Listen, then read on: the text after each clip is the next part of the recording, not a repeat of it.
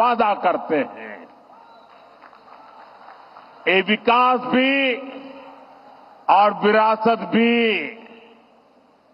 ये हमारे संकल्प को मजबूत करने वाली बात है। साथियों, भारत के इतिहास में कांग्रेस और आरजेडी इनसे बड़ा आदिवासी विरोधी कोई नहीं हुआ। ये जो हमारे नौजवान हैं, इनको वो पुराने दिन याद दिलाना जरूरी है। 80 के दशक में जब बिहार और दिल्ली दोनों जगह कांग्रेस की सरकार थी, झारखंड तब अलग नहीं हुआ था, बिहार का हिस्सा था। और तब क्या हुआ था, आप जरा अपने माता पिता, अपने दादा दादी से पूछिए, अपने गांव के बुजुर्गों को पूछिए, उनको गुवा गोलीकांड जरूर याद होगा। जिस तरह की बर्बरता अंग्रेजों ने की थी, वैसी ही बर्बरता यहां कांग्रेस सरकार ने आदिवासियों का खून बहा करके थी। यहां कांग्रेस सरकार ने हमारे आदिवासी भाइयों को गोलियों से भून दिया था। हमारे वो आदिवासी पूर्वज सिर्फ अपना हक मांग रहे थे, वो अलग झारखंड राज्य मांग रहे थे। मत भूलिए, तब आरजेडी के नेता भी कहते थे कि झारखंड उनकी लाश पर बनेगा। आपकी आकांक्षाओं से, आपके सपनों से इतनी ज्यादा नफरत है इन लोगों को। और देखिए, जो आरजेडी झारखंड बनाने को सहमत नहीं था, झारखंड बनाने की बात करने वालों को कुचलना चाहता था, उस आरजेडी की गोदी में कौन बैठा है? जेएमएम जाकर के उनकी गोदी में बैठ गया है।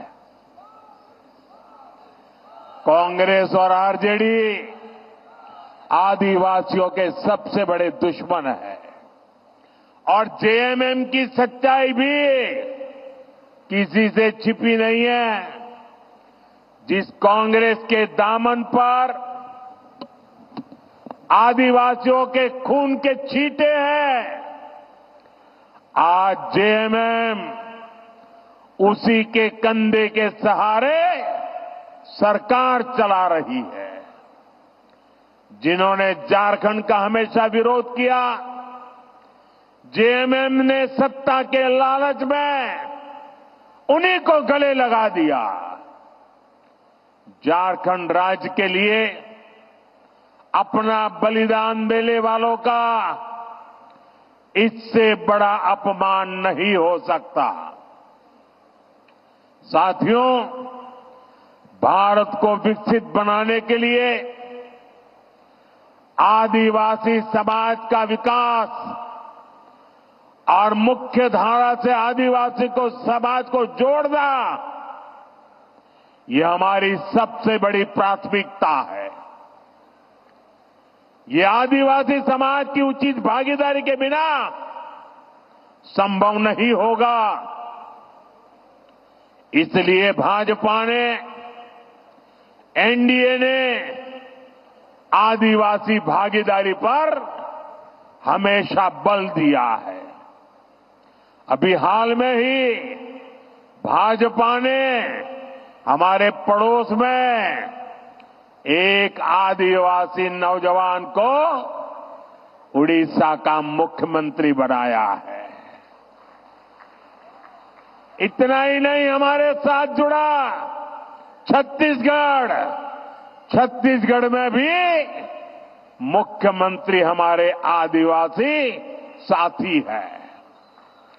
अनेक राज्यों में आदिवासी संतान राज्यपाल के नाते, गवर्नर के नाते उन राज्य सरकारों का मार्गदर्शन कर रहे हैं। केंद्र सरकार के अनेक शीर्ष पदों पर आज मेरे आदिवासी भाई बहन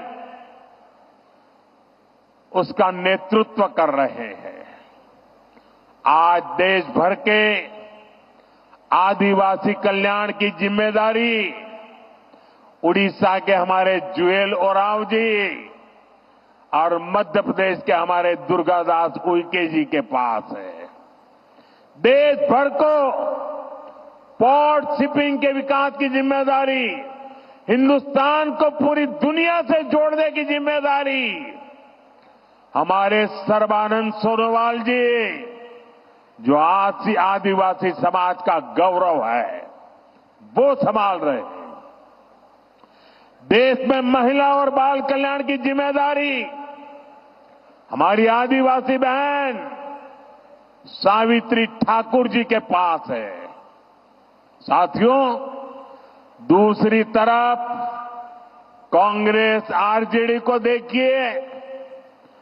कांग्रेस ने किसी आदिवासी को अपना अध्यक्ष नहीं बनने दिया। कांग्रेस ने कभी किसी आदिवासी बेटे बेटी को देश का राष्ट्रपति भी नहीं बनने दिया। इतना ही नहीं, हम जब एक आदिवासी महिला को देश का राष्ट्रपति बनाने निकले तो उन्होंने उनका भी घोर विरोध किया, उनको पराजित करने के लिए षड्यंत्र किए।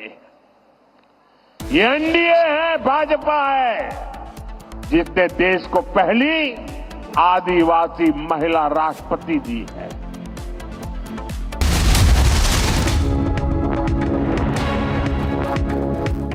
In the global employability rankings by Times Higher Education UK, only the following 6 institutions from India are ranked amongst the top 230 in the world for having the most employable graduates: IIT Delhi, IISc Bangalore, IIT Bombay, IIM Ahmedabad, IIT Kharagpur and Amity University.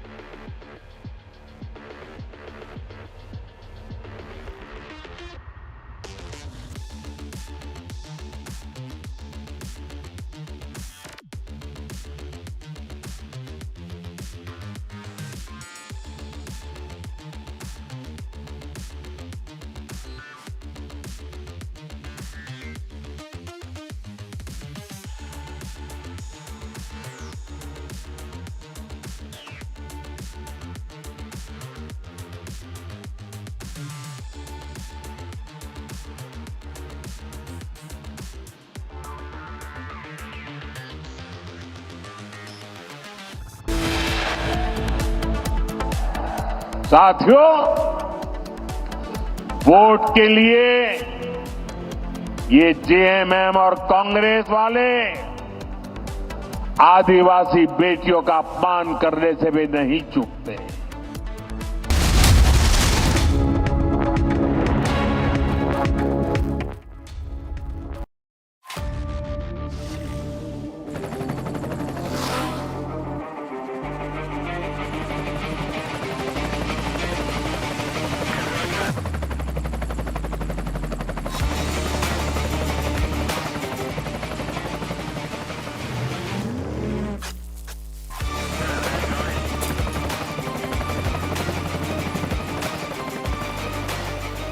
Director, the taste of success.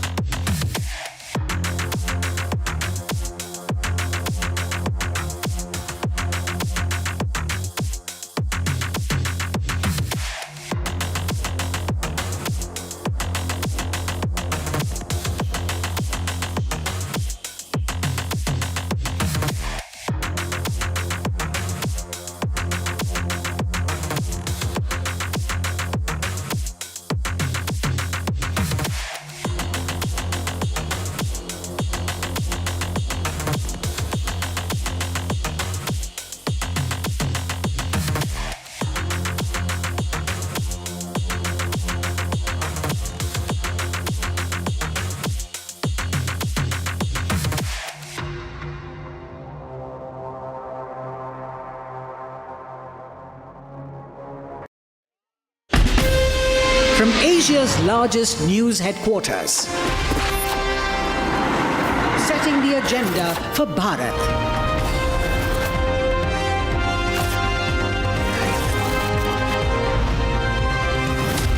You're watching Republic.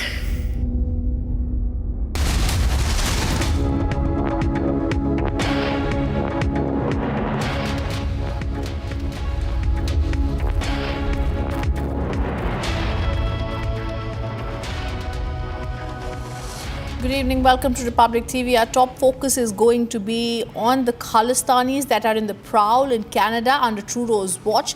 They've attacked a Hindu temple in Brampton and there is nothing, absolutely nothing that has been stated yet by Justin Trudeau. First up, a look at our top headlines.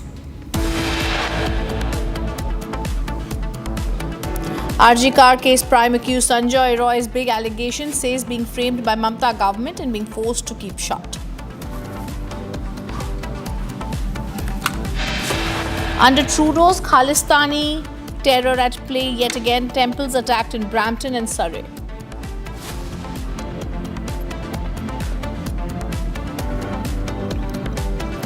वो हमें ऐसे treat कर रहे थे जैसे हम second class citizen हैं। बहुत गंदे से हिंदुओं के साथ बिहेव किया गया।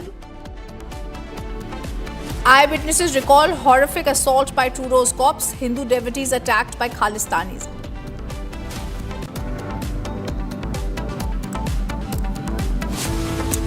Fold back and trace करो. Put the first row.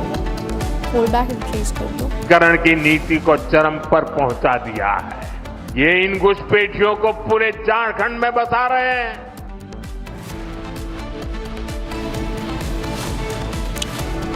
Prime Minister campaigns in Jharkhand takes on Soren government over infiltration.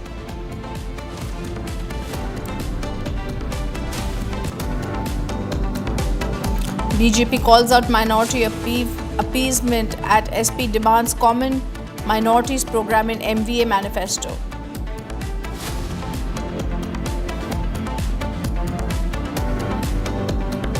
And as the race to White House enters its final leg, stand by for the most detailed, extensive coverage on Republic TV.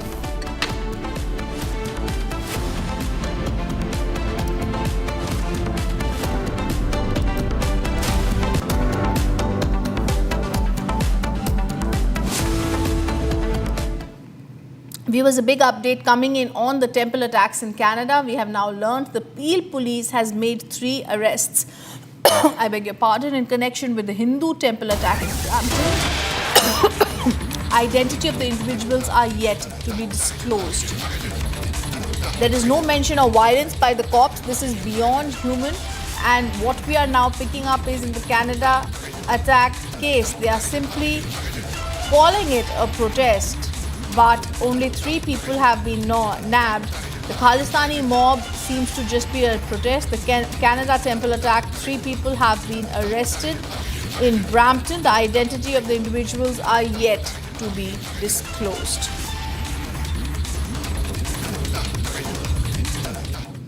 And let's show you how the Canadian police have been brutal. The brutality on the camera is caught.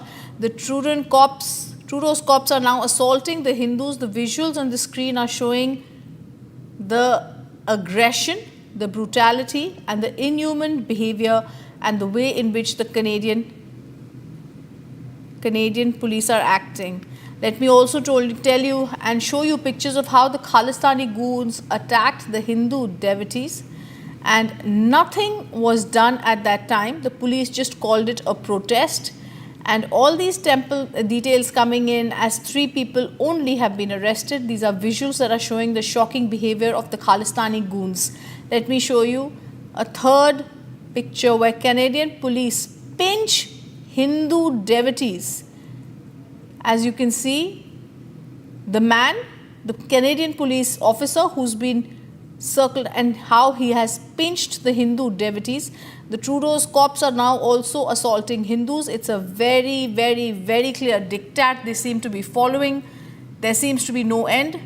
The fourth visual, the Canadian police drag and detain the Hindu devotees. It's the Khalistani mob that needs to be arrested and questioned. The Canadian police is now detaining Hindu devotees and Trudeau's cops are assaulting Hindus. The Canadian police have here dragged, detained the Hindu devotees. Shocking visuals coming from Brampton in Canada, and no answers coming in Surrey and Brampton from the Canadian police, that is dragging, detaining, abusing, pinching, almost hitting out at the Hindu devotees. Let me go across to Arth, who's joining us live from the newsroom. Arth, what is the latest details you've picked up? What sort of action, if any, is the Canadian police taking? Has there been any statement from Justin Trudeau?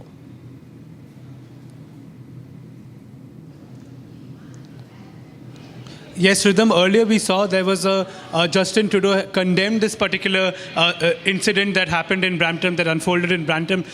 Furthermore, we just saw that the police arrested 3 individuals in association to this case, and these 3 identities, the identities of these individuals is yet to be revealed. And the Peel Regional Police also in their statement mentioned that investigation is going to continue. There is more to this investigation, and there are more details that are going to emerge as more incidents of violence are now being investigated and probed into. So it will be interesting to see, Rhythm, if there are more names that emerge, if there are more people who are arrested, and it will also be interesting to see if and when the Peel Regional Police reveal the identities of these very people, because we need to know who these people were involved in this particular attack, and that's about it from the newsroom, Rhythm. In fact, viewers, now by attacking the Hindu temple, Khalistanis have confirmed they are only supporting Khalistan. And also Justin Trudeau, we are clearly being shown, instead of taking steps against the Khalistanis, his police is attacking and arresting Hindus. And this is very, very clear. It's shameless and heartbreaking also to see the way the Canadian terrorists, I would say, are attacking the helpless Hindus, the way they are being brutal to the Hindu devotees, and this is something that is shocking. Let me first go across and get you a reaction of a Hindu devotee. Video डाल रहा था वो तो कि पहले fighting हुई थी यहाँ पे, अंदर घुस गए थे और उसके बाद फिर ये तो बेटा डरा हुआ था, क्या हुआ था जब बेटे ने आपसे बात की? वो करना हमें एक्चुअली डराया पुलिस ने है, पुलिस ने डराया, पुलिस ने हमें डराया है, पुलिस ने हमें मारा है। पुलिस ने, वो तो खालिस्तानी तो मार रहे थे, चलो वो तो सुना खालिस्तानी मार रहे, पर पुलिस हमें मार रहे थे। हमें मारा, बहुत मारा। 2-3 पुलिस वाले थे, उन्होंने हमें लाठी से मारा। पुलिस वालों ने लाठी से हमें मारा। मेरे पास वीडियो है जी। पुलिस वालों ने हमें लाठी से मारा। वो हमें ऐसे ट्रीट कर रहे थे जैसे हम सेकंड क्लास सिटीजन हैं। बहुत गंदे से। It's biased police ever in Canada I have seen in my life. Biased police, बहुत गंदे से हिंदुओं के साथ बिहेव किया गया। तो वो जो खालिस्तानी जो अटैक कर रहे थे, उनको कुछ नहीं बोला उन्होंने? कुछ भी नहीं बोल रहे थे। हम बार-बार और दूसरी बात, चलो आ भी गए वो लोग, हम बार-बार उनको आराम से कह रहे थे कि आप लोग, पुलिस वालों को कह रही थी, आप लोग उनको बोलो कि चले जाए। वो बोलते नहीं, हम नहीं कह सकते। चलो नहीं कह सकते, मेरे पास वीडियो है कि उन्होंने हमें मारा है। वो सारे अभी यहाँ पर खड़े हैं, आप कुछ तो एक्शन लो। बोलते हम एक्शन नहीं, हम पहले तहकीकात करेंगे फिर एक्शन लेंगे। ऐसे थोड़ी ना होता है। आपके पास वीडियो है, लोग सामने खड़े, फिर भी वो लोग उन्हें अरेस्ट नहीं कर रहे थे। एंड तक अरेस्ट नहीं किया उन्होंने, क्योंकि वो पैसों वाले लोग थे। पैसों के लिए वो लोग प्रोटेस्ट करने आए थे। $50 वाले वो लोग थे। जब उनका टाइम खत्म हो गया, फिर वो चले गए, तब जाके हम लोग वापस आए। पूरे 4 घंटे हमें प्रोटेस्ट करना पड़ा।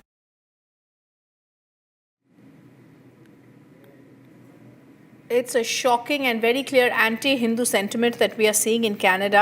The rise of this sentiment is deeply concerning, viewers, and we're also going to be condemning the hate speech and attack on the Hindu temples, the way that Hindu devotees spoke. And I'm going to quickly go across to my colleague Abhishek Kapoor also to get a sense. Abhishek, you were the first person to break this story. This is a community that needs to be protected. Hindus in Canada need to be protected, and also promoting religious tolerance. I think Justin Trudeau has forgotten exactly how a leader has to be. But Abhishek, not going to go into the rhetoric. We want to go into the facts. The anti-Hindu sentiment on the rise. No action being taken. In fact, the Canadian police being extremely brutal. What is your sense of how things are going to develop? Are there going to be real, tangible arrests against the Khalistanis in Trudeau's Canada? Well, I don't think the three arrested belong to the Khalistani camp, and even if they are, the manner in which the Peel police has conducted itself, Justin Trudeau's police has conducted itself, is a clear case of, pro-Khalistan sentiment seeping into even the police establishment in Canada. And that's a serious situation, Rhythm, panning out because what we saw yesterday was a clear case of a red line being crossed where the Hindu temple was attacked, physically attacked. There was violation, there was a physical abuse, and we saw when this was happening, when Indian flag was being trampled upon, the police was just standing by for them. That was freedom of expression. And when there was a reaction, when an attempt was made to retrieve that Indian flag, when an attempt was made to throw out the Khalistanis who had come inside the temple and were vandalizing, that's when police gets into action and in fact controls the reaction and even targets those Hindu community members, pins them down on the ground, and you see retaliatory violence being carried out by police. I mean, there is a deep history of the RCMP, the Royal Canadian Mounted Police, having connections with the Khalistani elements, because of which till today the RCMP sits on the mystery of the IC-81, the Kanishka bombings case, and subsequently we have seen how things have really panned out. But I think this has to be taken up at the topmost levels, Rhythm. The kind of violence we have seen now. This is the same Justin Trudeau government which was saying that some criminal gangs in India are carrying out these acts of violence in Canada. But in the pictures that we have seen, it's the Khalistanis there who have indulged in intimidation and violence. And it's the Canadian police which has in fact not done anything about that violence and pinned the Hindu community down when it came to they trying to protect their temple from further vandalism. So this is not going to die down anytime soon, Rhythm. In fact, we are hearing that there are protests, counter-protests already being panned out. There's a massive demonstration that's happened at the same temple where the Hindu community had mobilized. Unfortunate, because it's actually not Hindu versus Sikh. It's actually Indians versus the Khalistanis. And hopefully, after this counter mobilization, it was being avoided. The Hindu community was not coming out in the streets and not letting this issue really become a bone of contention between the larger diaspora. But now it has been forced upon on the community. So that is why we are seeing that reaction. We are yet to hear any substantive comment statement coming in from the Trudeau establishment, except for some very puerile, insincere condemnation. Because remember, Trudeau obviously now perhaps sees that while he has been pandering to a very minuscule minority of Khalistani sentiment, there is a larger diaspora there, and even that can cost him votes. So even for his vote bank politics, things really can go awry, and perhaps that's why that very insincere condemnation, but things need to go beyond that, and the Trudeau government needs to really show its commitment to actual law and order on the ground for the benefit of Canadians more than anything else. In fact, Abhishek, the world at large saw a pro-Khalistani mob attack Hindus, and we also saw Justin Trudeau's police, the Peel Regional Police, do absolutely nothing. There was brutality by them. Like you said, we were just reading up. It seems that one of the people in the mob is also an off-duty Peel Regional Police officer. How is Trudeau going to try and show his empathies with the Hindus here, especially since we are seeing the selective silence on the Khalistani mob attack even now by Justin Trudeau?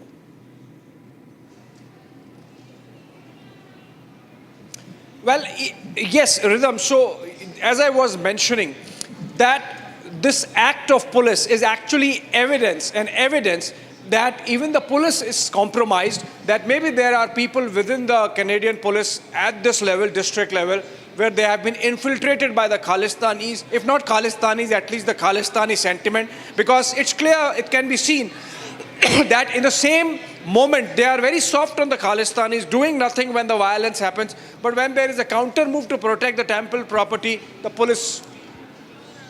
Yes.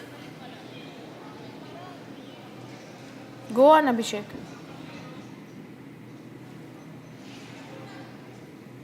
As Abhishek was telling us, I'm going to go back to him. Abhishek, this is also rhetoric, also from the Toronto MP, who says Canada is becoming a safe harbour for radicals. There's strong objection coming. Even Kevin Vyog, the Toronto MP, asserted Canada has become a safe harbour for radicals. They've asserted the country's leaders have failed to protect Hindus, just like they failed to safeguard Christians and Jewish Canadians.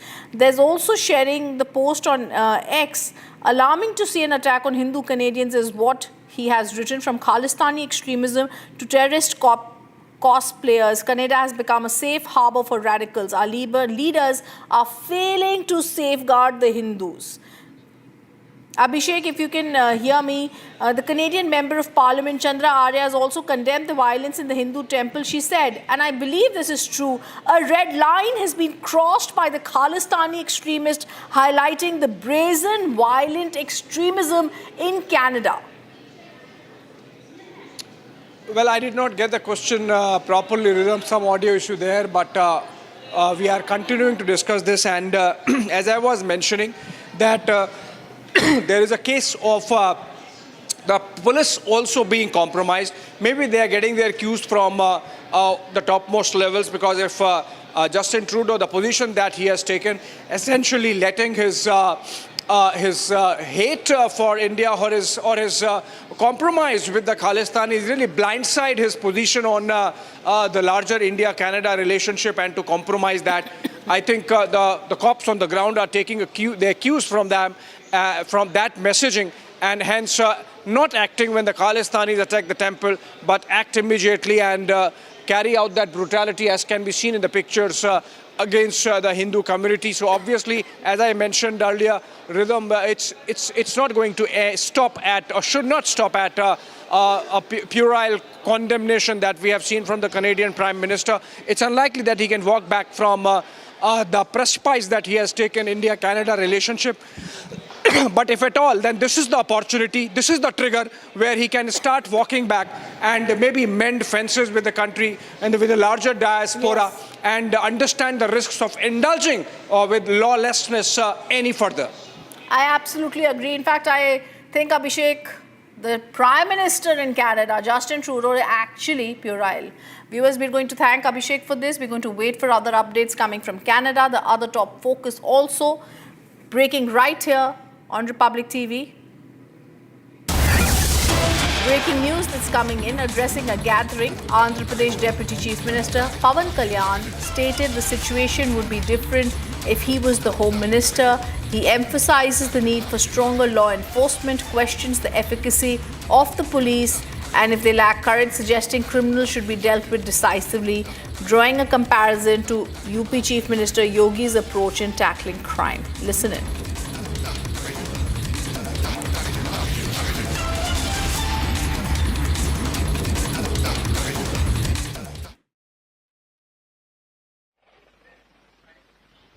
ఇంత మాత్రం ధైర్యం లేని కాడికి ఎందుకు police ఉండటం?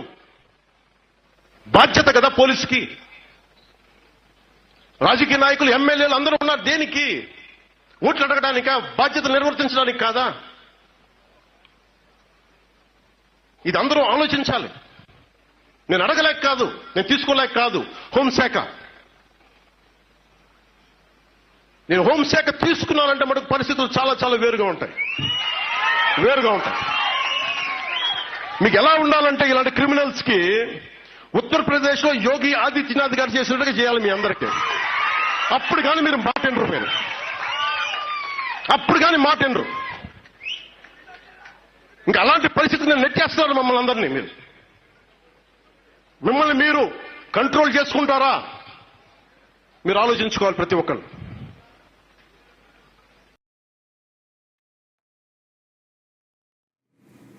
And there's ruckus that's been seen and that's ensured in Jammu and Kashmir Assembly, and this happens in the first Assembly session of Jammu and Kashmir today after PDP MLA tabled an impromptu resolution against the abrogation of Article 370. While the BJP has now opposed the resolution, Chief Minister Umar Abdullah has said that the revocation of Article 370 cannot be decided by one member alone.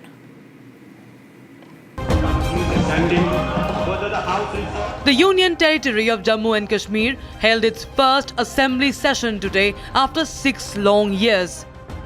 This after Umar Abdullah was elected the Chief Minister in the recently concluded elections. The highly anticipated session was marred by ruckus and chaos after People's Democratic Party lawmaker Wahid Parra tabled a resolution against the scrapping of Article 370. The PDP MLA had earlier said that the silence of Jammu and Kashmir will be broken in this session. हमें उम्मीद है कि जम्मू कश्मीर में जो खामोशी रही पिछले 5 साल और आवाम की खामोशी इस सेशन में टूटेगी और लोगों के मसाइल की उनके सेंटिमेंट्स की बातचीत करेंगे। इंशाल्लाह हमें उम्मीद है कि कश्मीर के आवाम की जो एहसासात है, सेंटिमेंट्स है और जो खामोशी है यहाँ पिछले 5-6 सालों में वो इस हाउस की वसादत से टूटेगी और कश्मीर की आवाम की बात होगी और ताकि ये जो डर खौफ हिरास का माहौल है वो ख़त्म हो जाए। While BJP lawmakers opposed the resolution, newly elected Speaker Rahim Abdul denied admitting such a resolution. 5 years ago, the BJP-led central government revoked Jammu and Kashmir's special status, splitting the former state into 2 union territories. राष्ट्रपति संसद की सिफारिश पर यह घोषणा करते हैं कि यह दिनांक जिस दिन भारत के राष्ट्रपति द्वारा इस घोषणा पर हस्ताक्षर किए जाएंगे और इसे सरकारी गैजेट में प्रकाशित किया जाएगा, उस दिन से अनुच्छेद 370 के सभी खंड लागू नहीं होंगे। Chief Minister Omar Abdullah expressed his disapproval of abrogation of Article 370, but also added that the decision to revoke this will not be decided by just one member. हकीकत यह है कि जम्मू कश्मीर के लोगों ने 5 अगस्त 2019 के फैसले पे अपना मोहर नहीं लगाया है। अगर लगाया होता तो नतीजे अलग होते। हम इस तरफ बैठे हैं, अक्सरियत उन लोगों की है जिन्होंने 5 अगस्त 2019 के फैसलों के खिलाफ अपनी आवाज बुलंद की। अब हाउस इसको किस तरह रिफ्लेक्ट करेगी, इस पर किस तरह बातचीत होगी, इसको किस तरह रिकॉर्ड पे लाया जाएगा, ये एक सिंगल ऑनरेबल मेंबर तय नहीं करेगा। On the other hand, Lieutenant Governor Manoj Sinha has promised to restore full statehood to Jammu and Kashmir, adding that the faith of people will be reciprocated. Governor Council of Ministers of Jammu and Kashmir has recently passed a unanimous resolution calling for the immediate restoration of statehood. This resolution reflects the collective will of the elected representatives, echoing the aspirations of the people for the reinstatement of full democratic governance. My government will make all efforts for restoration.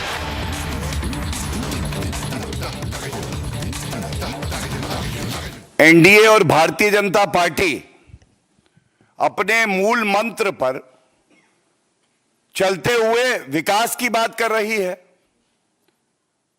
देश को प्रदेश के निवासियों को जोड़ने की बात कर रही है। दूसरी तरफ विपक्ष का एक ही मकसद है और वो मकसद है पहले बांटो,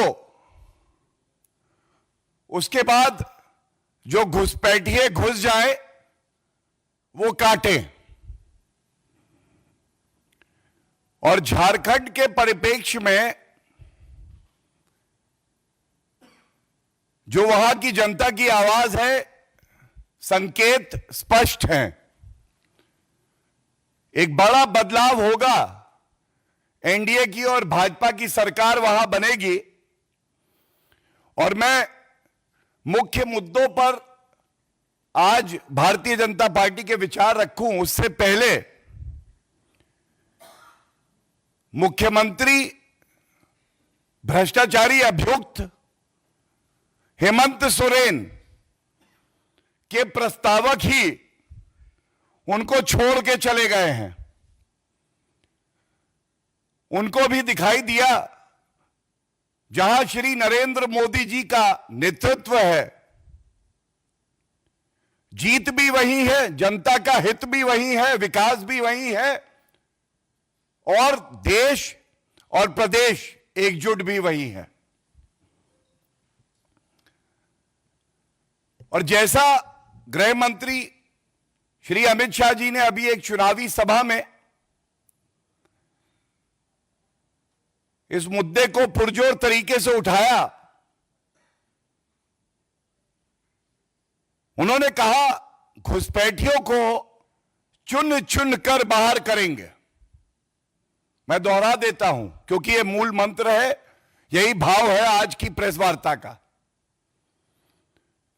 गृह मंत्री श्री अमित शाह जी ने कहा घुसपैठियों को चुन चुन कर बाहर करेंगे, और जेएमएम और कांग्रेस का मूल मंत्र है घुसपैठियों का चुन चुन कर ब्याह करेंगे। घुसपैठियों का चुन चुन कर ब्याह करेंगे। अनुसूचित जनजाति जो कि अपनी संस्कृति, अपनी मान्यताओं से, झारखंड की पावन भूमि से प्यार करने के लिए, उनके प्रति बलिदान के लिए और समर्पित है, पूरी तरह से जानी जाती है। यह किस तरह का षड्यंत्र है जेएमएम का, कांग्रेस पार्टी का, कि वहां जो हमारी बहन बेटियां हैं घुसपैठियों को पहले आने देते हैं और एक सिलसिलेवार तरीके से एक डेमोग्राफिक चेंज ये लाया जा रहा है। और ये बात मैं नहीं कहता हूं, मेरे हाथ में मीडिया रिपोर्ट्स हैं, और जब बहुत मजबूती से भारतीय जनता पार्टी ने इस मुद्दे को उठाया तो वहां की सोई हुई सरकार और हेमंत सोरेन जी ने कागजी कार्रवाई करके कुछ निर्देश दिए, और जो इससे स्पष्ट होता है वो आपके सामने रख रहा हूं। यह सरकारी एक आदेश से जानकारी मिल रही है। तो यह गलत नहीं होगा कहना कि झारखंड की सरकार की विफलता का कबूलनामा है ये। और यह क्या कहता है, यह सरकारी आदेश में है, स्टेप नंबर 1, बांग्लादेशी घुसपैठियों को पहले चिन्हित करके मदरसों में ठहराया जाता है। ये जो बांग्लादेशी घुसपैठिए हैं, किसी भी सरकार का, किसी भी मुख्यमंत्री का यह कर्तव्य है, यह उसकी निष्ठा होनी चाहिए झारखंड की जनता के प्रति और देश की सुरक्षा के प्रति, कि वो इस तरह की संवेदनशील सूचना तुरंत केंद्र सरकार के साथ साझा करे और ठोस कदम उठाए। और ये जो घुसपैठिए आते हैं इन पे कैसे अंकुश लगे और कानूनी कार्रवाई हो, यह देखना है। लेकिन इनका ही आदेश है, मैं पहली लाइन पढ़ देता हूं। इसमें लिखा है, प्राप्त सूचना अनुसार इन बांग्लादेशी घुसपैठियों को पहले संथाल परगना क्षेत्र के विभिन्न मदरसों में ठहराया जाता है। That is step number 1। Step number 2,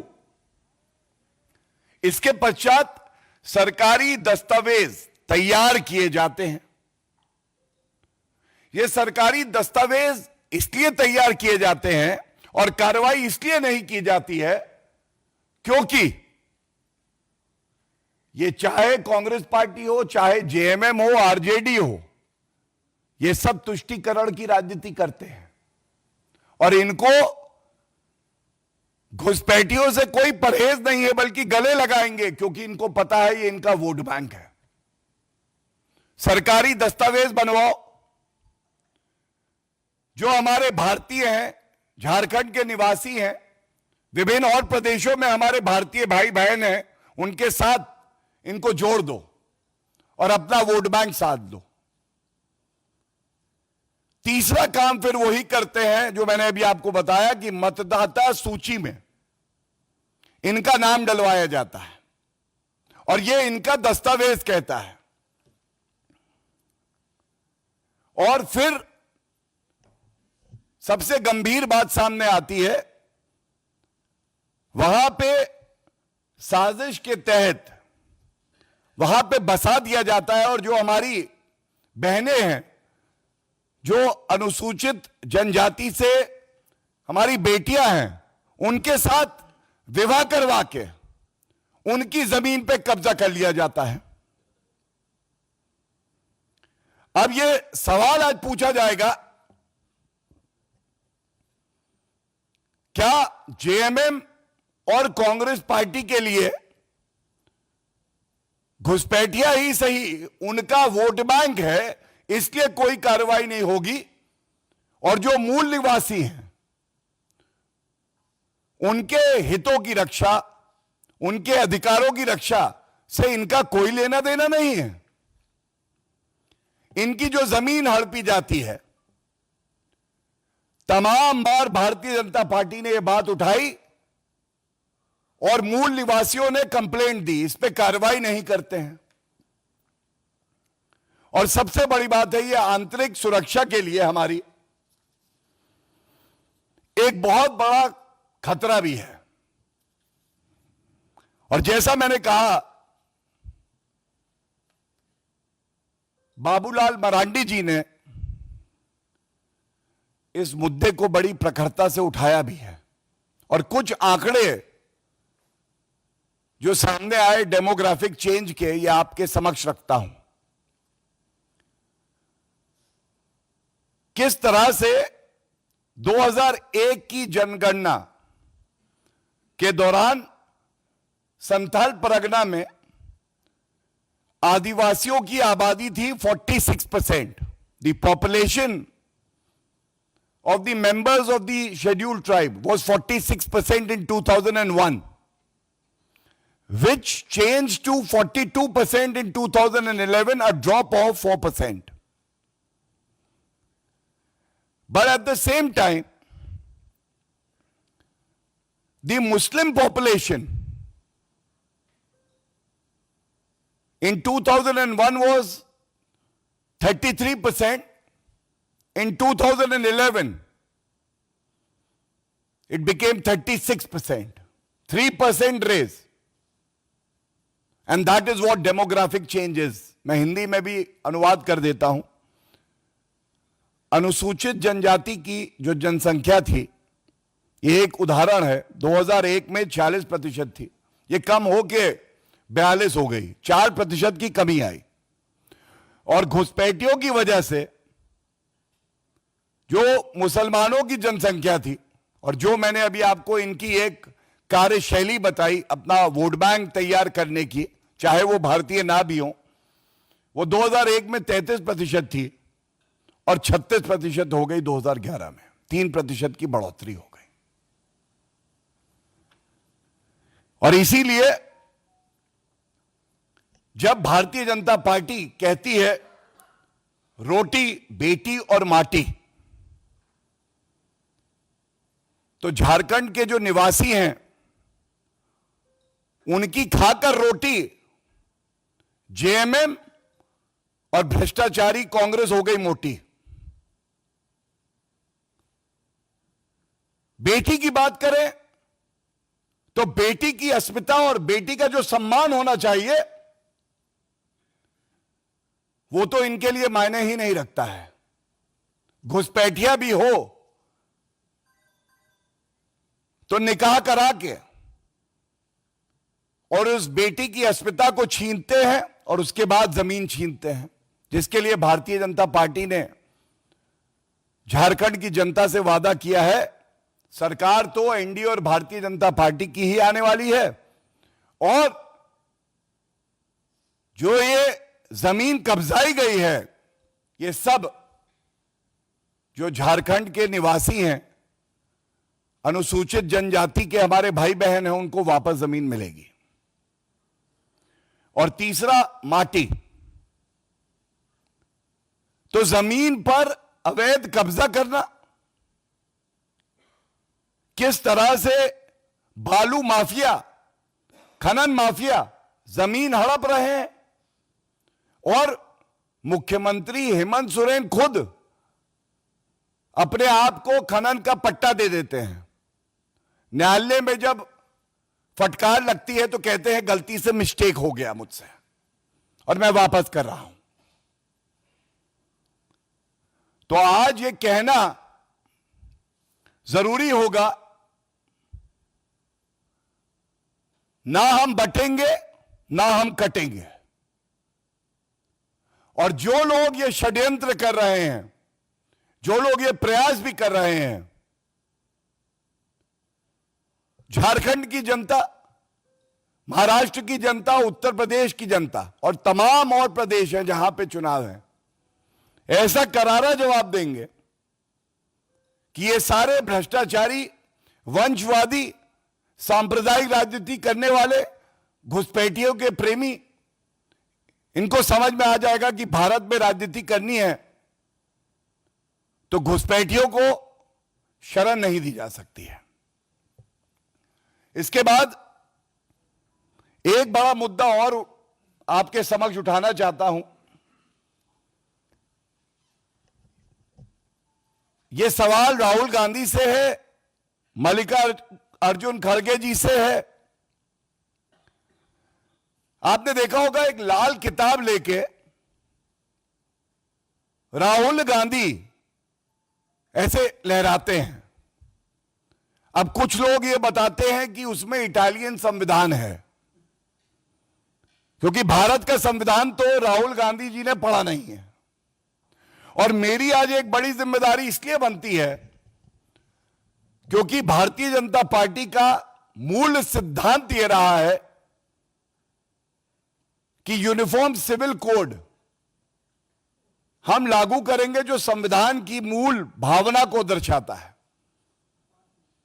और हमने स्पष्ट किया है, members of the ST community would be kept outside the purview of the implementation of Uniform Civil Code.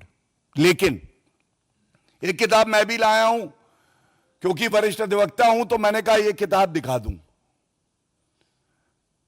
यह किताब है भारत का संविधान। भारत का संविधान और ये अनुच्छेद 44 ये मार्क्ड है।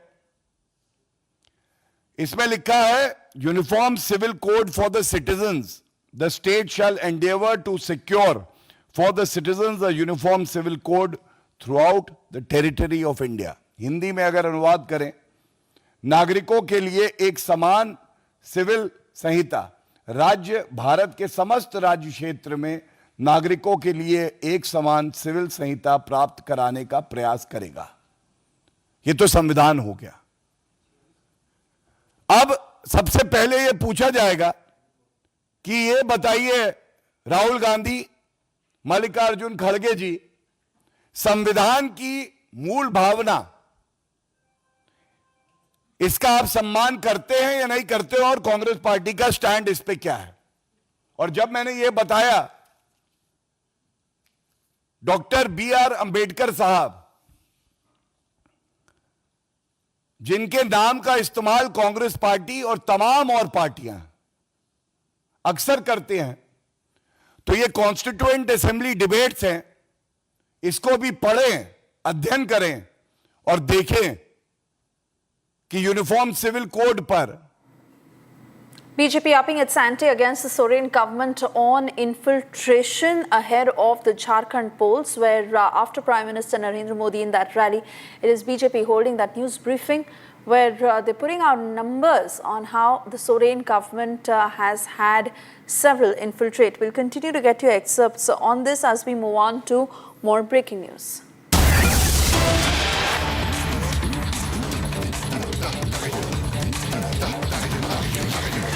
And well, in response to the recent violence at the Hindu Sabha temple in Brampton, MEA spokesperson Randhir Jaiswal has condemned the attacks by extremists and separatists, urging the Canadian government to ensure the protection of places of worship and prosecute those responsible. Expressing concerns for the safety of Indian nationals in Canada, Jaiswal has emphasized that intimidation and violence will not deter the outreach of Indian consular officers in providing services to both Indian and Canadian citizens.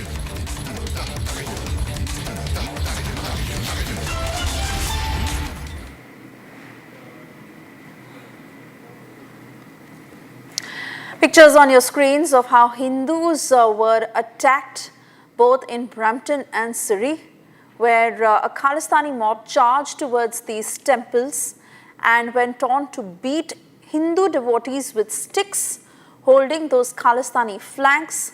Not just that, even the Canadian police that should have come out in support of the Hindu devotees went on to openly side the Khalistani mob, rather unleashing brutality on Hindu devotees.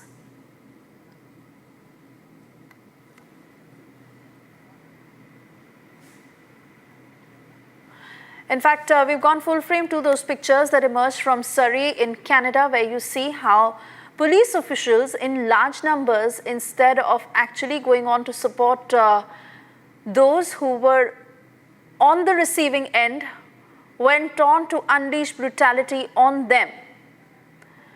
Yes, Hindu devotees were beaten up by the Canadian police officers after this Khalistani mob went charging at those temples in Brampton and in Surrey, and they beat up Hindu devotees with sticks holding those Khalistani flags. This act that has also been criticized by not just Justin Trudeau but the opposition leader as well. And while heavy criticism has come in from all top officials in Canada, we are seeing how the MEA has now put out a strong statement against this violence. In fact, MEA spokesperson Randhir Jaiswal has condemned the attacks by extremists and separatists. Let me cut across to Arth, joining us from the newsroom to take us through the statement in detail. Over to you, Arth.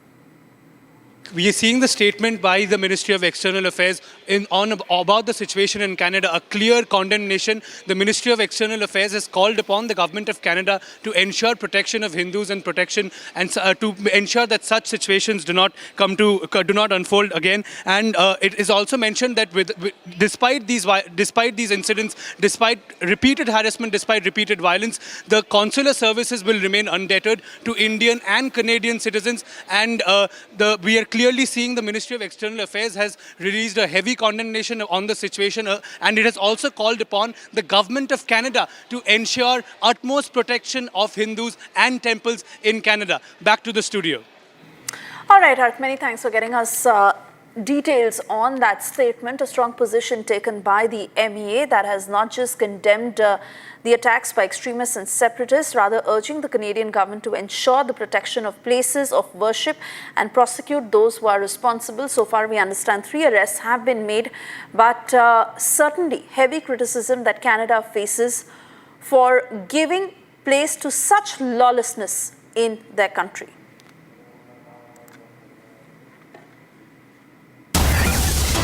Shifting focus to more breaking news coming in ahead of the Maharashtra polls, we are learning that Shiv Sena Shinde group candidate Avinash Rane, who had filed his nomination against NCP Ajit Pawar group leader Nawab Malik's daughter Sana Malik from Anushakti Nagar Assembly seat, has now withdrawn his name.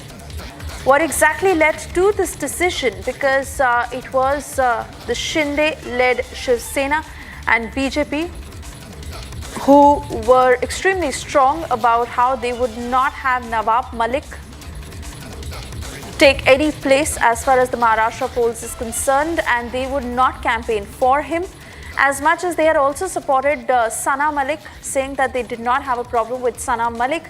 But this Shiv Sena Shinde group candidate Avinash Rane, who had been fielded from Anushakti Nagar Assembly seat.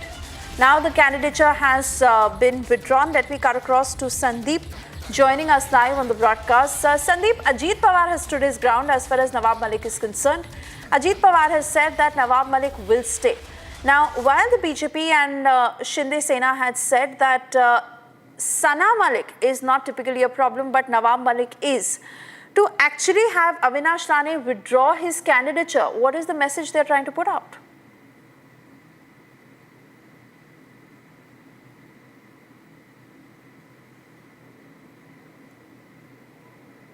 Sandeep.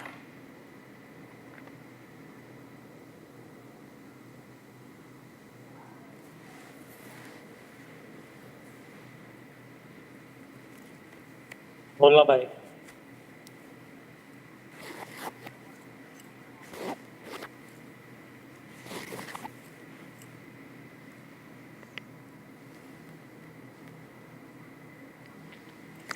All right, not too sure if Sandeep is able to hear me, but those are the details that Republic is putting out at a time when Nawab Malik has refused to withdraw from the polls and is being backed by the Ajit Pawar faction of the NCP. So much so that Ajit Pawar even put at stake the Mahayuti alliance. It is the Shinde Sena that has pulled out its candidate Avinash Rane, who was contesting against Sana Malik from Anushakti Nagar. What exactly was the reason of this decision, and is it the Shinde Sena and the BJP that are now taking a softer position when it comes to Nawab Malik, given the fact that Ajit Pawar has held his ground on this issue? I want to go back to Sandeep. Sandeep, what is the reason that Avinash Rane has pulled out? See, as far as this decision is concerned, remember Avinash Rane was put into this to put pressure on, in fact, Mahayuti members as well as on, Sana Malik. As she is the candidate from Anushakti Nagar constituency. But ultimately, it seemed that there was a pressure built back on Eknath Shinde faction to pull out the candidate as Avinash Rane, if takes vote from Mahayuti, and if the Muslim votes get divided in that kind of scenario, there would be a possibility that there would have been a possibility, Suesha, which could have led the MVA to get that very constituency. So in such a scenario, when pressure was built, it seems that Mahayuti has in fact convinced Eknath Shinde to pull out the candidate against against Sana Malik. But ultimately, on the other hand, they have in fact Nawab Malik is in fact contesting from Mankud Shivaji Nagar constituency. He is still there contesting from Mankud Shivaji Nagar. So ultimately, it is a win-win situation for Mahayuti, but it will be very much crucial to see whether the Eknath Shinde faction would be working for Sana Malik or not, as Avinash Rane has pulled out of this very constituency. All right, Sandeep, many thanks for getting us those details. Of course, we wait and watch the many turns and twists that are expected in the run-up to the Maharashtra polls. For the moment, we cut across to other news in brief in Bharat in 2 minutes. After a series of terror attacks in Jammu and Kashmir, anti-terror operations are underway at 40 locations in Jammu. Jammu and Kashmir Police and Indian Army have launched a joint search operation in 9 locations altogether of Jammu. Meanwhile, traditional infiltration routes have been searched by forces. Now, according to the Army, 50 to 60 terrorists are in hinterland after infiltration. Latest developments coming in from RG case. Main accused Sanjay Roy, former RG principal Sandeep Ghosh and former police official Abhijit Mondal will be produced in Sialda court today. Meanwhile, junior doctors will hold a protest in front of the RG Medical College and Hospital. In a tragic incident, at least 4 people were electrocuted in a village. All right, we are cutting across to breaking news coming in.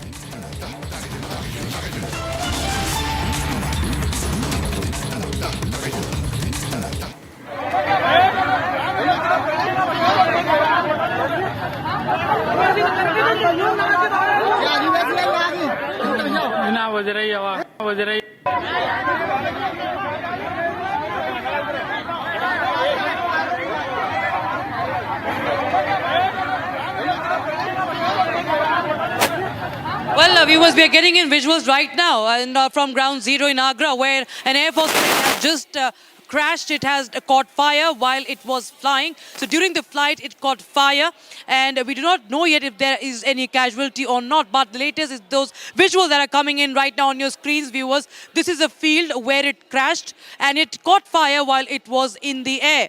And this is an IAF plane, an Indian Air Force plane. What we know, there was a pilot, and there were 1 or 2 people as passengers inside. We do not know about their condition yet. We are waiting for official confirmation, but those are exclusive visuals that we have accessed. And the army plane has crashed in Agra right now as we speak. These are the latest visuals coming in. It has now crashed in a field, and it's still burning. The body of the aircraft still burning, as you can see. Huge plumes of smoke erupting. The flames, that blaze is massive as we speak. Do not know yet. We can see the people around in a state of chaos. There is commotion on Ground Zero as the plane crashed, and it fell in a field. And the 2 people, including the pilot, have saved their lives by jumping. So no casualties. That's what we know. Have they been injured? We do not know. But yes, they have saved. They have escaped. They had a narrow escape as they jumped. They jumped from the aircraft. That includes the pilot and another person. So the pilot and his companion were found 2 kilometers away from the plane. And the plane crashed in an empty field near the Soniga village in Kagarol. And that's the big breaking news. This is coming in from Western Uttar Pradesh in Agra. This plane crashed in an empty field near Soniga in Kagarol. And the pilot and his companion were found 2 kilometers away from the plane. They jumped to save their lives as a plane had caught fire while it was in the air. Dramatic visuals coming in. We're waiting for more information to come in, viewers. More official piece of information to come in to help us understand what was the cause behind this this blaze. But not the first time, viewers, that we've learned about a military plane catching fire or crashing. This time now is thankfully what we know is that the pilot and the co-passenger, the pilot and the companion jumped out of the plane, and they are safe. That's the latest update we have right now. And it's an army plane, remember, that has crashed in Agra, and it fell in a field. It was an empty field. Thankfully, not much people. It wasn't a populated place not a populated area, that piece of land where it actually crashed after catching fire in the sky while it was flying. Cause of this flyer on air, we do not know yet. We are waiting for more official confirmation and information. It's a MiG-29 fighter as we speak, viewers. We're getting in information, and MiG-29 fighter jet has now crashed. It's a MiG-29 fighter, pilot ejecting from the plane, and it had taken off from Adampur in Punjab. It was en route Agra, and when an exercise was going to take place. So the plane had taken off for an exercise, and it had taken off from Adampur of Punjab.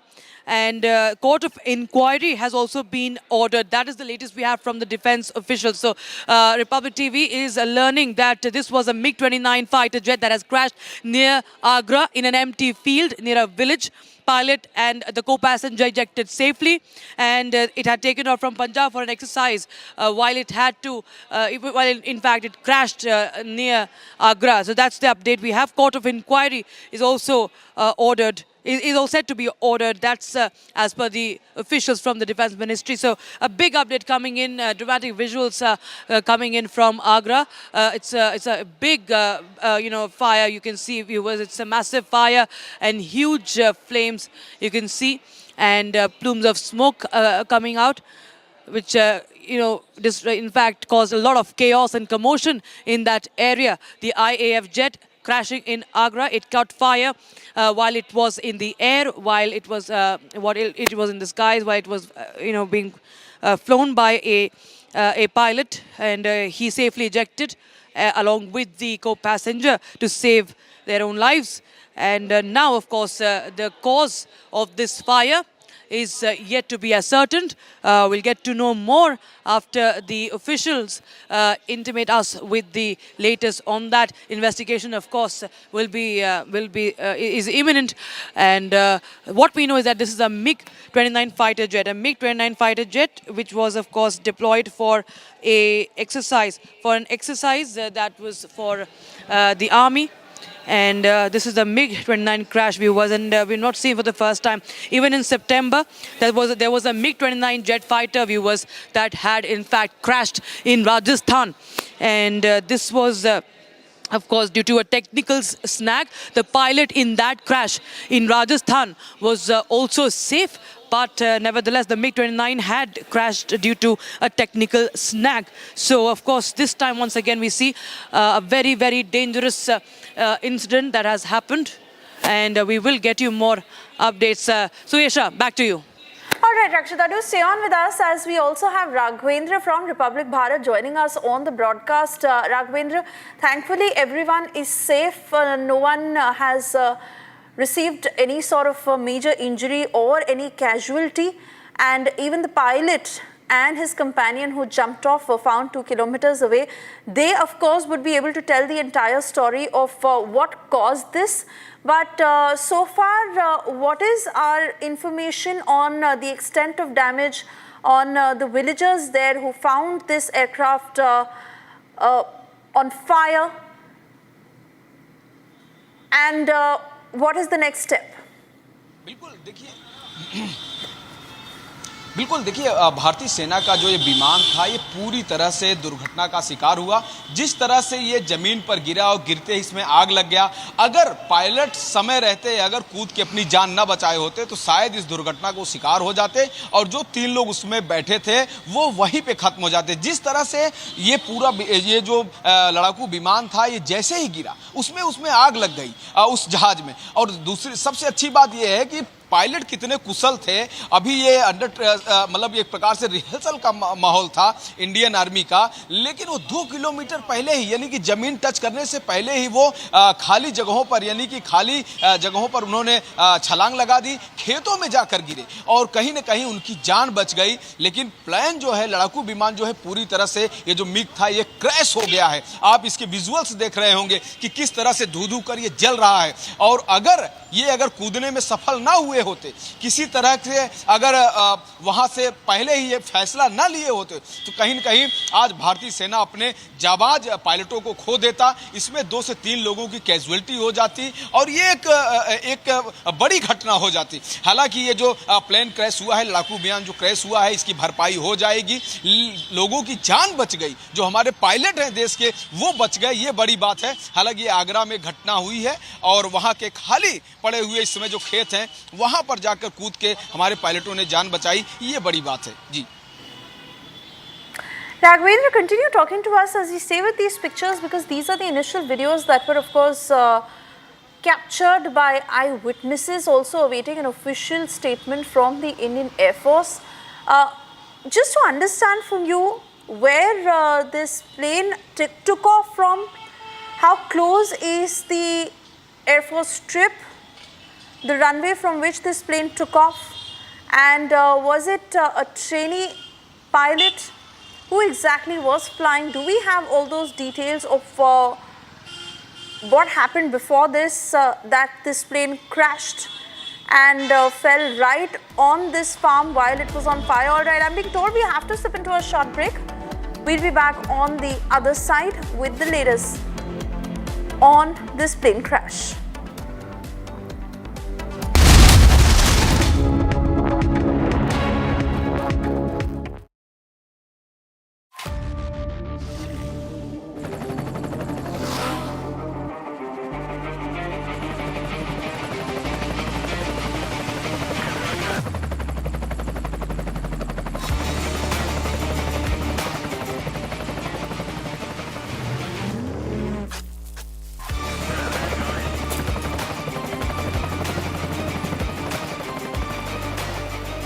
Director, the taste of success.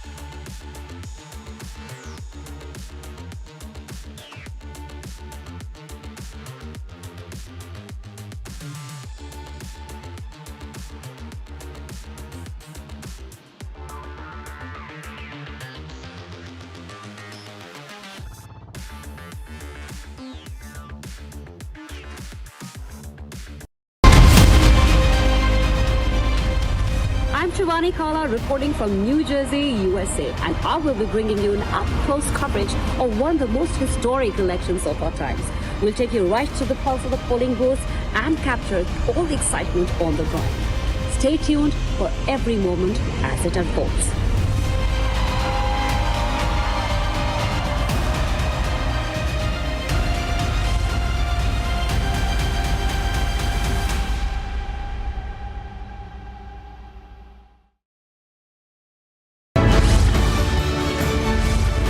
Hi, I am Saurabh Shukla, founder News Mobile, live from the US. In this special broadcast between News Mobile and Republic, we will tell you who will be the new US president and how this impacts your world. Do watch all the latest updates here live on Republic and News Mobile.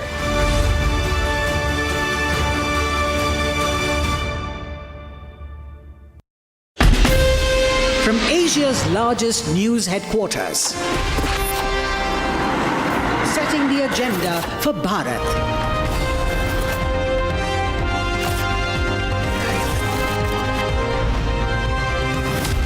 You're watching Republic.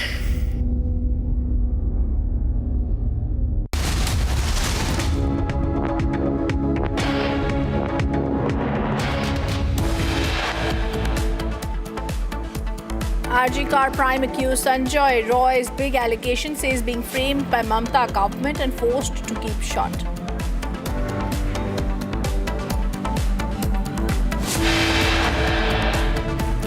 Under Trudeau's watch, Khalistani terror at play yet again. Temples are now attacked in Brampton and Surrey.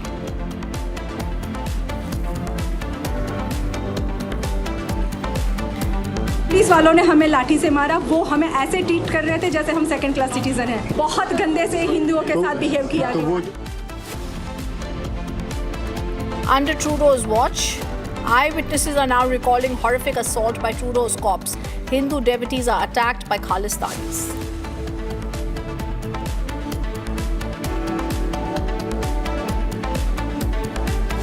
JMM Congress RJD ने तुष्टीकरण की नीति को चरम पर पहुंचा दिया है। ये इन घुसपैठियों को पूरे झारखंड में बसा रहे हैं।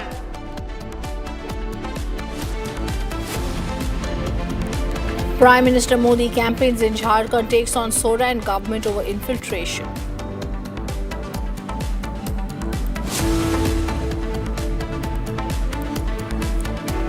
BJP calls out minority appeasement after Samajwadi Party demands common minorities program in MVA manifesto.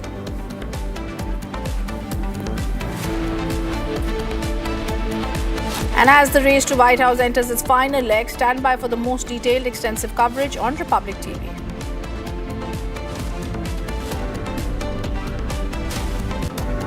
And the last headline, our top focus and breaking news. MiG-29 fighter jet crashes near Agra. The flight catches fire mid-air. Two, including the pilot, escape from the jaws of death. They are out of danger.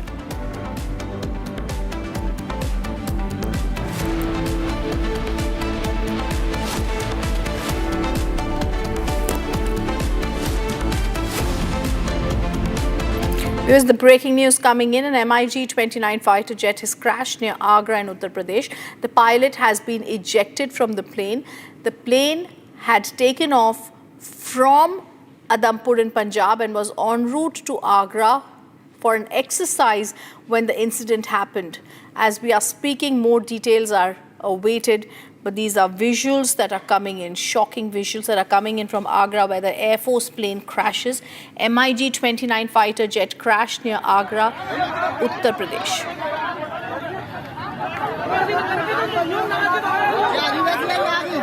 The plane, remember viewers, had taken off from Adampur in Punjab. It was en route to Agra for an exercise when this incident happened. And as these visuals are coming in, we have shocking visuals. It's crashed near Agra. The pilot was ejected from the plane. More details are awaited. A court of inquiry is to be ordered. The Defence Ministry is going to be ordering a court of inquiry. Another bit of breaking news that's coming in as we are speaking. Let me go across to Raghvinder, who's joining us live. Raghvinder, give us more details. बिल्कुल आपने कहा जैसा कि court of inquiry जो Indian army की तरफ से वहाँ पे शुरू हो गई है। हालांकि ये जो विमान था, ये मिग था, इंडियन एयरफोर्स का हिस्सा था। ये जिस तरह से दुर्घटनाग्रस्त हुआ है, अगर पायलट सचेत न होते और वो अपना दिमाग न लगाते, बहादुरी न दिखाते और कुछ दूरी पहले ही अगर वो कूदने का फैसला न लेते, तो शायद हम अपने जाबाज पायलटों को भी खो देते। 3 लोगों की जान बच गई है। खुले मैदान में खेत में उन्होंने छलांग लगा के अपनी जान बचाई। लेकिन जिस तरह से ये विमान, लड़ाकू विमान दुर्घटनाग्रस्त हुआ, जमीन पे जैसे ही ये गिरा वैसे इसमें आग लग गई और किसी भी तरह की भागने का इसमें मौका बिल्कुल भी किसी को न मिलता अगर ये फैसला पहले न लिया गया होता। लेकिन ये बड़ी क्षति है। इंडियन एयरफोर्स का जो मिग है ये पूरी तरह से जल चुका है, ध्वस्त हो गया है, दुर्घटना का शिकार हुआ है। लेकिन इसमें से भी एक अच्छी खबर यही निकल के आई कि हमारे जो पायलट हैं वह जिंदा हैं, वह सुरक्षित बच गए हैं। उन्होंने एक बहादुरी का फैसला लिया है और कुछ मिनट पहले ही उन्होंने छलांग लगाकर अपने बहादुरी का परिचय दिया। कहीं न कहीं ये ट्रेनिंग का हिस्सा था, जिन्होंने एक रियल ये जो घटना हुई है उसको इन्होंने उस अपने इम्तिहान को पास किया है कि किस तरह से दुर्घटना के पहले अपनी जान बचाई, और ये एक बड़ी बात है। लेकिन ये विमान, चूंकि मिग कोई पहली बार दुर्घटनाग्रस्त नहीं हुआ है, मिग की अपनी एक श्रेणी है। कई बार ऐसा हुआ है जब जो मिग है वो दुर्घटना का शिकार हुआ है, कई पायलटों की इसके पहले जान जा चुकी है। लेकिन आज जो ये इंडियन एयरफोर्स का जो लड़ाकू विमान था जो दुर्घटनाग्रस्त हुआ है, इसमें किसी की जान नहीं गई है। ये एक अच्छी खबर है जी। राघविंदर, ये इंसिडेंट हुआ सोनेगा विलेज कागारोल पुलिस स्टेशन के पास, और जैसे ये एम्प्टी मैदान था यहाँ पे ये हुआ। और सबसे बड़ी बात जो आपने कही, इन्होंने, पायलट ने अपना दिमाग लगाया, छलांग लगाई, 2 लोगों ने छलांग लगाई और ये प्लेन जैसे ही मैदान को छुआ इसमें आग लग गई। तो कुछ खबर कि अभी पायलट्स कहाँ पे भर्ती हैं, जो इंजर्ड है वो कहाँ पे भर्ती है, उनका क्या हाल है? देखिए, फिलहाल वो आगरा में ही उनका प्राइमरी एक इलाज हुआ है, उनका हेल्थ चेकअप हुआ है, जिससे कि ये देखा जा सके कि क्या किसी गंभीर चोट का उनके ऊपर प्रभाव तो नहीं पड़ा है। लेकिन इसके बाद जो रही बात, ये जो लड़ाकू विमान है जो दुर्घटनाग्रस्त हुआ, ये पूरी तरह से जल चुका है। इसमें किसी की भी जान नहीं गई है। और ये मिग है, यानी कि मिग श्रेणी का ये लड़ाकू विमान है जो इसके पहले भी कई बार दुर्घटना का शिकार हुआ है। ऐसे में ये एक इंडियन एयरफोर्स के ट्रेनिंग का एक हिस्सा था ये, और उसी दौरान इस तरह की घटना हुई है। और ये एक बड़ी घटना है, चूंकि अपनी जो इंडियन आर्मी है या जो हमारा जो वायुसेना है, उसने अपने एक मिग को खोया है, एक लड़ाकू विमान को भी खोया है। लेकिन जैसा कि मैं बार बार कह रहा हूं कि जो हमारे पायलट है, जो भारतीय सेना जिस जाबाजी के लिए जानी जाती है, जिस बहादुरी के लिए जानी जाती है, आज वह पायलटों ने करके दिखाया। उनको एहसास हो गया कि ये अब विमान बचेगा नहीं, इसमें कुछ ऐसी मिसकम्युनिकेशन हो गई, कंट्रोल के बाहर थी सिचुएशन, जिसके वजह से वो जमीन पे उसको क्रैश होना ही होना था। लेकिन उन लोगों ने क्रैश होने से पहले बहादुरी का परिचय दिखाते हुए छलांग लगा दी, जिससे उनकी जान बच गई। और मिग जो है वो जब गिरा, गिरने के बाद तुरंत वह जल गया था जी। All right, thank you Raghvinder for details ke liye. We'll come back to you for the latest on that story.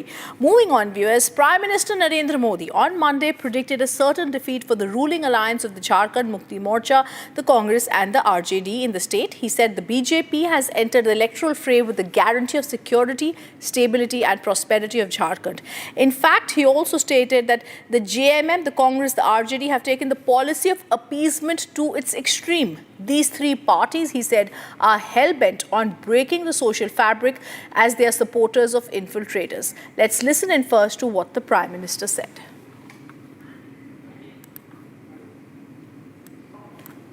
JMM, Congress, RJD ने तुष्टीकरण की नीति को चरम पर पहुंचा दिया है। ये तीनों दल सामाजिक ताना-बाना तोड़ने पर आमाद है। ये तीनों दल घुसपैठिया समर्थक है। बांग्लादेशी घुसपैठियों के वोट पाने के लिए ये इन घुसपैठियों को पूरे झारखंड में बसा रहे हैं। जब स्कूलों में सरस्वती वंदना तक पर रोक लगने लगे तो पता चलता है कि खतरा कितना बड़ा है।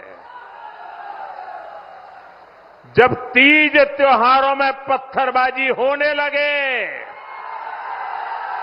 माता दुर्गा को भी रोक दिया जाए, जब कर्फ्यू लगने लगे, तो पता चलता है कि स्थिति कितनी खतरनाक है। जब बेटियों के साथ शादी के नाम पर छल कपट होने लगे, तो पता चलता है कि पानी सिर के ऊपर से गुजरने लगा है। जब घुसपैठ का मामला कोर्ट में जाए और प्रशासन इससे इनकार करे, तो पता चलता है कि सरकारी तंत्र में ही घुसपैठ हो चुकी है।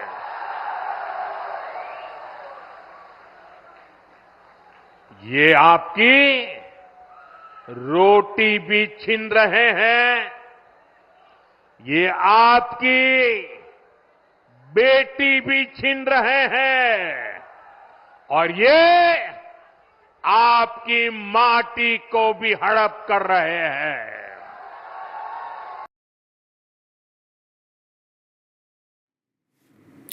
Let's in fact also listen into what Amit Shah has said on the matter while unveiling the BJP Sankalp Patra. Jharkhand high court कहती है कि झारखंड के अंदर एक घुसपैठियों को रोकना चाहिए। हमारी बेटियों को लुभाकर हमारी भूमि ले जा रहे हैं, हमारी रोजगारी ले जा रहे हैं। बेटी रोटी भूमि, इसका रक्षा करने के लिए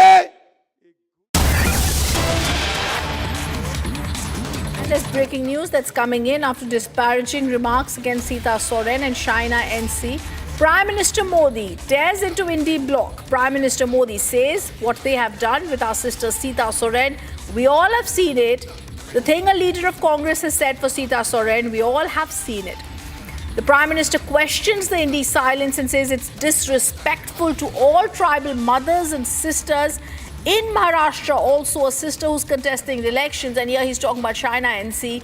What kind of language was used for her? Remember, a few days ago, she had been called imported mal, but the Chief Minister hasn't spoken a word over it, the Prime Minister says. He also says in terms of Jharkhand, this is the truth of the JMM. Let's listen into what the Prime Minister said.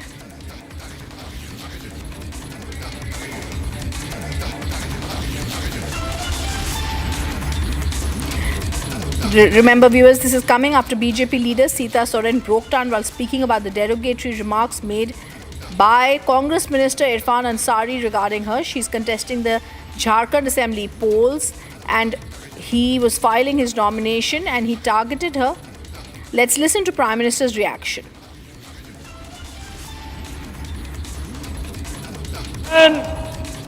Sita Soren के साथ इन्होंने क्या किया, ये भी हम सभी ने देखा है। कांग्रेस के एक नेता ने बहन सीता सोरेन जी के लिए जो कुछ कहा है, वो हर आदिवासी माता, बहन, बेटी का अपमान है। अभी महाराष्ट्र में भी एक बहन चुनाव लड़ रही है, कैसी गंदी भाषा का प्रयोग किया गया उनके लिए, ये इनकी आदत है। और आप देखिए, यहां के जो मुख्यमंत्री हैं, उनकी तरफ से एक शब्द तक नहीं निकला, और यही जेएमएम की सच्चाई है। Viewers, let's also go across to Shaina NC, BJP candidate, Shiv Sena candidate. fighting in Maharashtra and how the Prime Minister Shaina NC supported all women and the insult that had been done also on you, where he said that even in Maharashtra, a sister who's contesting the elections, what kind of language was used for her?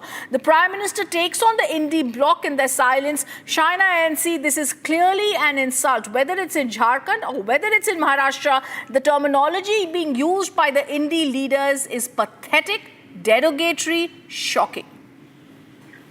Well, at the outset, I'd like to thank our statesman, Prime Minister Narendra Modi ji, because not only is he a great charismatic leader, he has understood how women in public life suffer and the kind of terminology that the opposition chooses to use, whether it's objectifying women, calling them items, calling them mal, and this kind of language only shows you a regressive mindset. This is not about me, but I'd like to thank the Prime Minister for understanding that a lot of women would want to have these perverts of our society who believe that women are mal, women are objects, women are, commodities. They need to be also shown their place. And the Honorable Prime Minister has taken on that cause and has spoken about it, so for which I think every woman of India is indebted.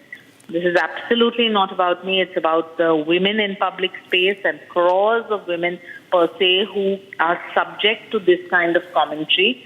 And that's why I'd like to say two things. One is that you can have a Prime Minister who chooses not to address or respect women. And the other is you have a Prime Minister like Prime Minister Modi who respects women not just by comments and thoughts as he did at the Lal Killa on August 15th, but even through welfare schemes that empower us and give us dignity, empowerment, etc.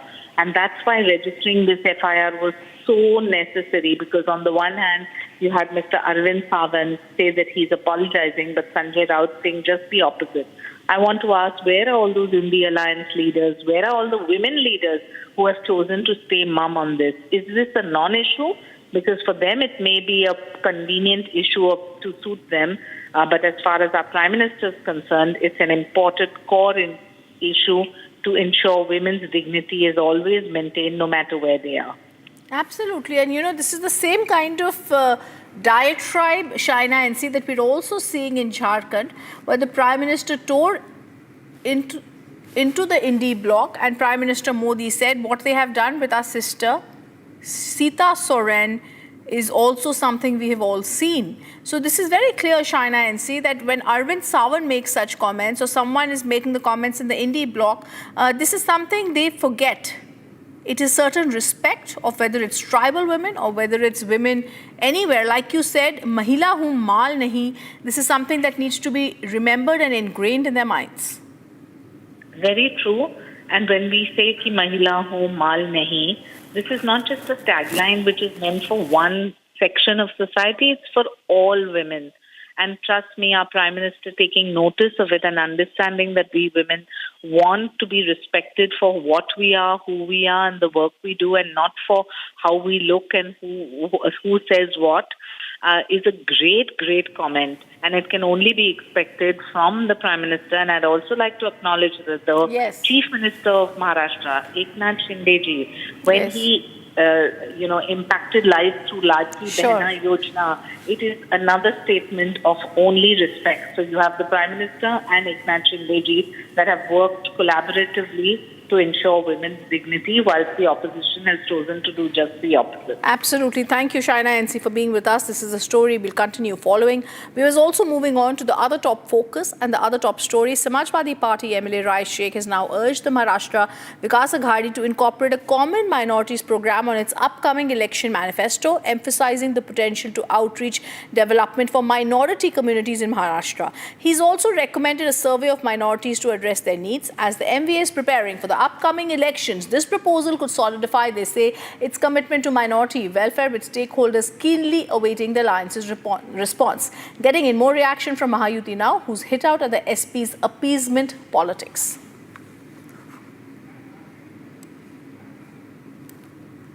See, that is been called as a vote jihad. That you think, work and propagate for only particular community. And this is not a democracy. And this is a hypocrisy for Uddhav Thackeray. I appeal, I demand, what is the stance of Mr. Uddhav Thackeray now? Is he in support of Muslim Arakshan, Muslim reservation or no? In the constitution, that there cannot be a reservation on the religion. Then why this demand is coming? What is the role of Mr. Thackeray, whether he is in support of this or not? I am asking for this. Let's also listen in to reactions that are also coming in from the BJP. Atul Bhatkalkar has spoken out. Listen in.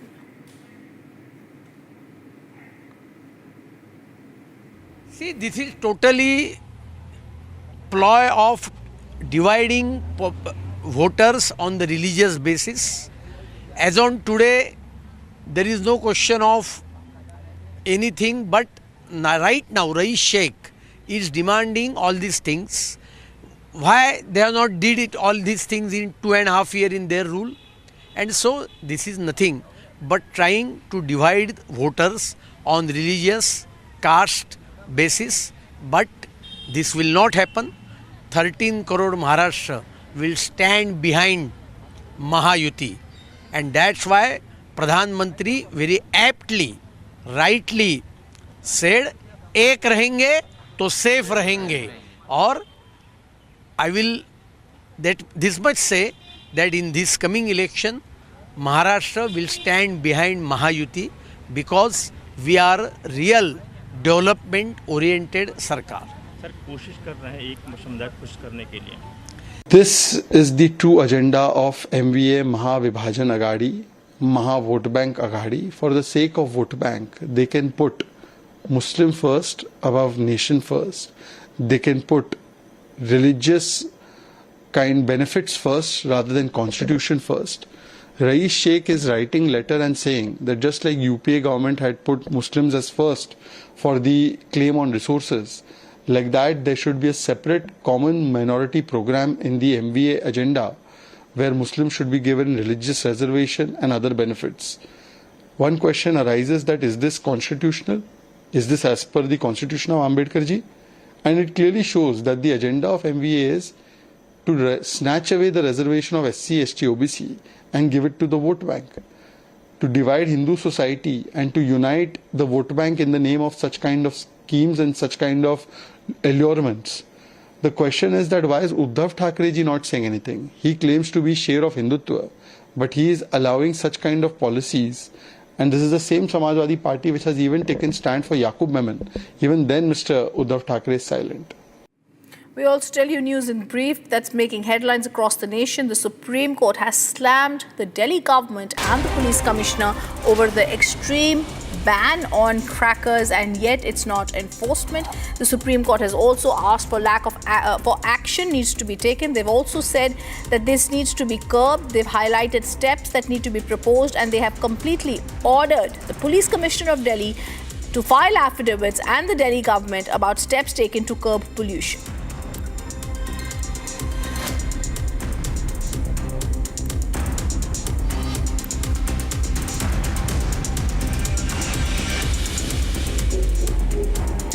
Election Commission announced change of by-polls in 14 constituencies from November 13 to November 20th. The constituencies which will witness changes are Kerala, Punjab, Uttar Pradesh. The poll panel earlier fixed November 13 for 48 constituencies. By-poll dates, however, for 14 constituencies has changed to 20th November.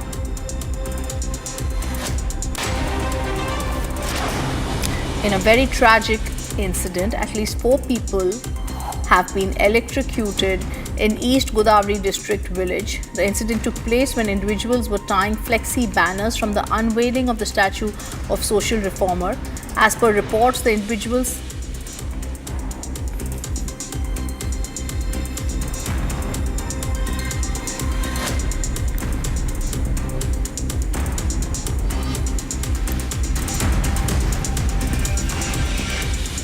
The other top focus, Pune is going to play host to the Army Day Parade next year on January 15th. Various events have been lined up in the run-up to that.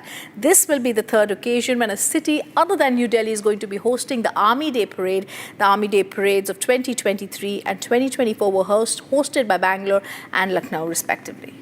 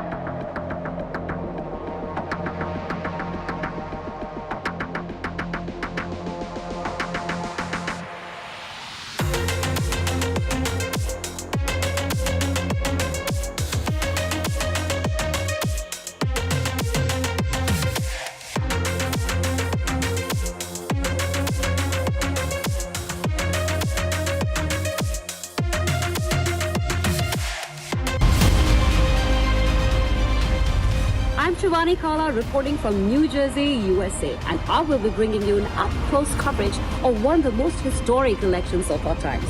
We'll take you right to the pulse of the polling booth and capture all the excitement on the ground.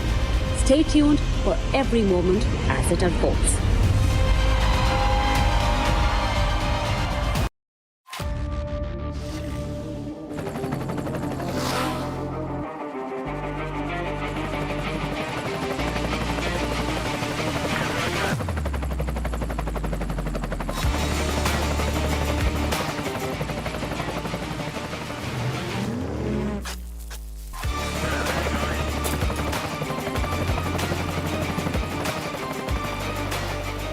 Director, the taste of success.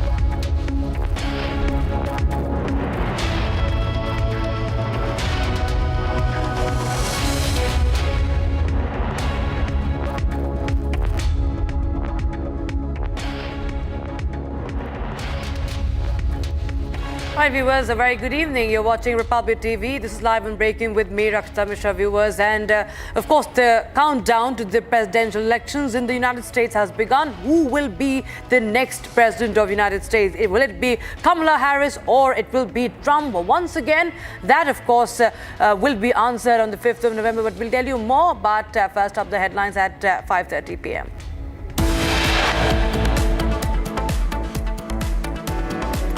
RG Kaur case prime accused Sanjay Roy's big allegation says being framed by Mamata government and being forced to keep shut.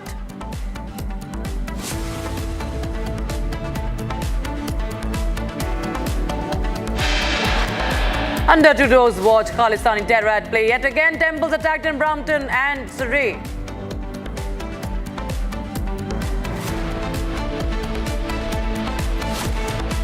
Police वालों ने हमें लाठी से मारा, वो हमें ऐसे treat कर रहे थे जैसे हम सेकंड क्लास सिटीजन हैं। बहुत गंदे से हिंदुओं के साथ बिहेव किया गया।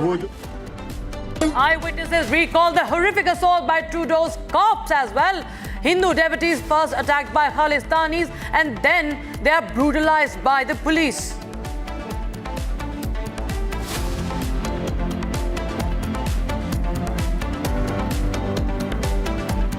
जेएमएम कांग्रेस आरजेडी ने तुष्टीकरण की नीति को चरम पर पहुंचा दिया है। ये इन घुसपैठियों को पूरे झारखंड में बसा रहे हैं।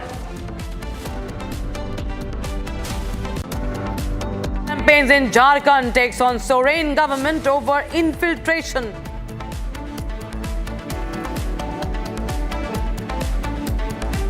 BJP calls out minority appeasement after SP demands common minority program in MEA manifesto.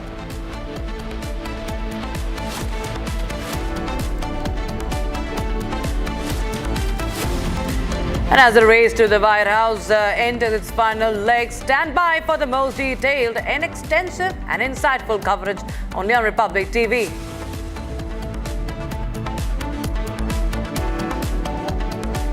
And MiG-29 fighter jet crashes near Agra. Flight catches fire mid-air. Two, including the pilot, escape from the jaws of death as they eject safely. They're out of danger.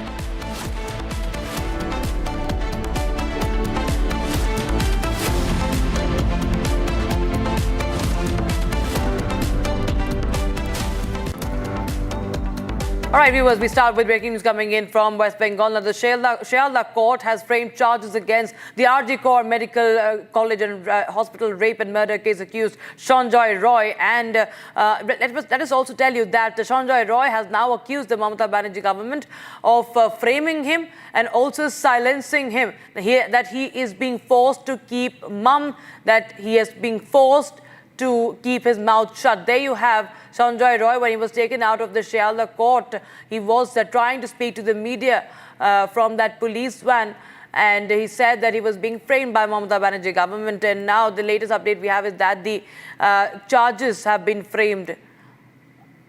Kisholai joins in live on the broadcast for more. Kisholai, of course, the stage is set for the trial against Sanjay Roy. The charges have been framed.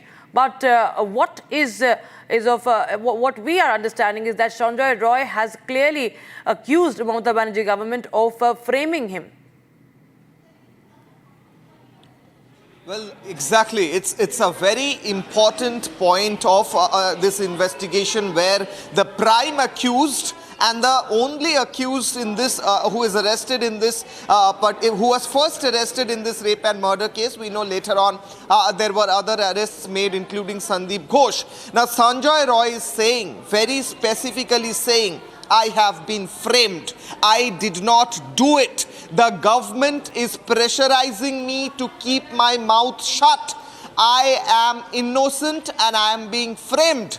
Who is framing him? He also says that it is done in order to make sure that the real culprits are being covered and shielded by the government, by the authorities. That is what Sanjay Roy is implicating. His statements are very blunt, very clear. He was being taken away in a prison van when he was making these statements. We know that the trials will begin on 11th November and go on till 14th of November at Shialda CBI Special Court. And we know already the charge sheet has been produced and the charges has been framed as well. But this is one of the points where a very important piece of information is coming in, and it is a allegation on the Mamata government directly by the prime accused in this case, Sanjay Roy, who is saying that I have been framed by this by this government, by this administration, and they are trying to hide the real accused. Who are these real accused? Who are the real people behind, real culprits behind the murder and rape is a question that remains. We have to look at the trials, which will begin on 11th November. But Sanjay Roy has made an explosive statement. Right. Absolutely. Thanks so much, Kisholai, for joining us with those details coming in on that big development. Viewers, let's take a listen into what the BJP is saying on the big sensational claim by Sanjay Roy. The smoking gun, the proof, the main accused, Sanjay Roy, who was himself getting the patronage from the West Bengal police, has testified that he is being pressurized to keep mum by the government. Why is it being done? Is it to protect the other people and the high and mighty? That after this disclosure has come to the fore, it is clear that evidence was destroyed. People were threatened to make them quiet. The doctors were threatened. Jawar Sarkar resigned because he also testified as to how the entire approach of TMC was. TMC means Talibani Mansikta and culture. That means they allow such things to happen and then they defend the rapists, from Shah Jahan to rapists in Arjikar case. And now, viewers, news from Canada now. It's a big update coming in on the attacks in Canada on temples. Now, we have learned the Peel police have made 3 arrests in connection with the Hindu temple attack in Brampton. Identity of the individuals are yet to be disclosed. But, viewers, this is a big a story of the day that we are tracking. In fact, there has been this attack on a Hindu temple. Devotees have been under attack by the Khalistani goons. As you can see to the left side of your screens, they were beaten up. And to the right side of your screens, you can see the police brutality on the devotees. And this was caught on camera, viewers. First, you see the way Khalistani goons are attacking the Hindu devotees. They just storm inside that temple and they just start beating up all the devotees, left, right and center, whoever comes to their side with that stick, with that flag. And there you have this scene where the cops, the RCMP, is in an altercation with the devotees who were under the attack. They are pushing them away, and that's not all, viewers. They have brutalized the devotees. In another video, we'll show how the Indians, the devotees Hindu devotees were pinned down. They were pinned down forcefully, and the way they were dragged away, they were taken away by the police. And there was no action, at least visible by then, on those people who have in fact attacked those devotees, Hindu devotees inside the temple. But we did see very much of a visible and a brutal action against the Hindu devotees, viewers. And now we know that at least 3 detentions have been made.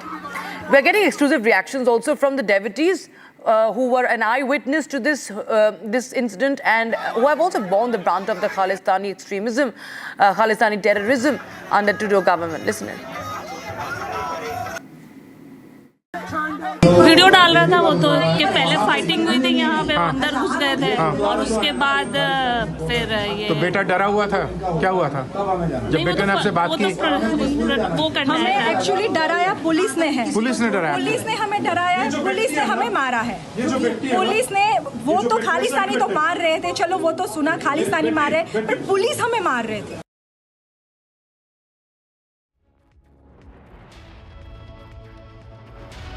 Get you more details on that. Remember, the Indian Ministry of External Affairs has also now condemned this attack. And what we are also getting to know is that there will be protests. There will be pan-Canada protests by Hindu organizations. Hindu groups are protesting on the matter. In fact, that's what we are breaking right now.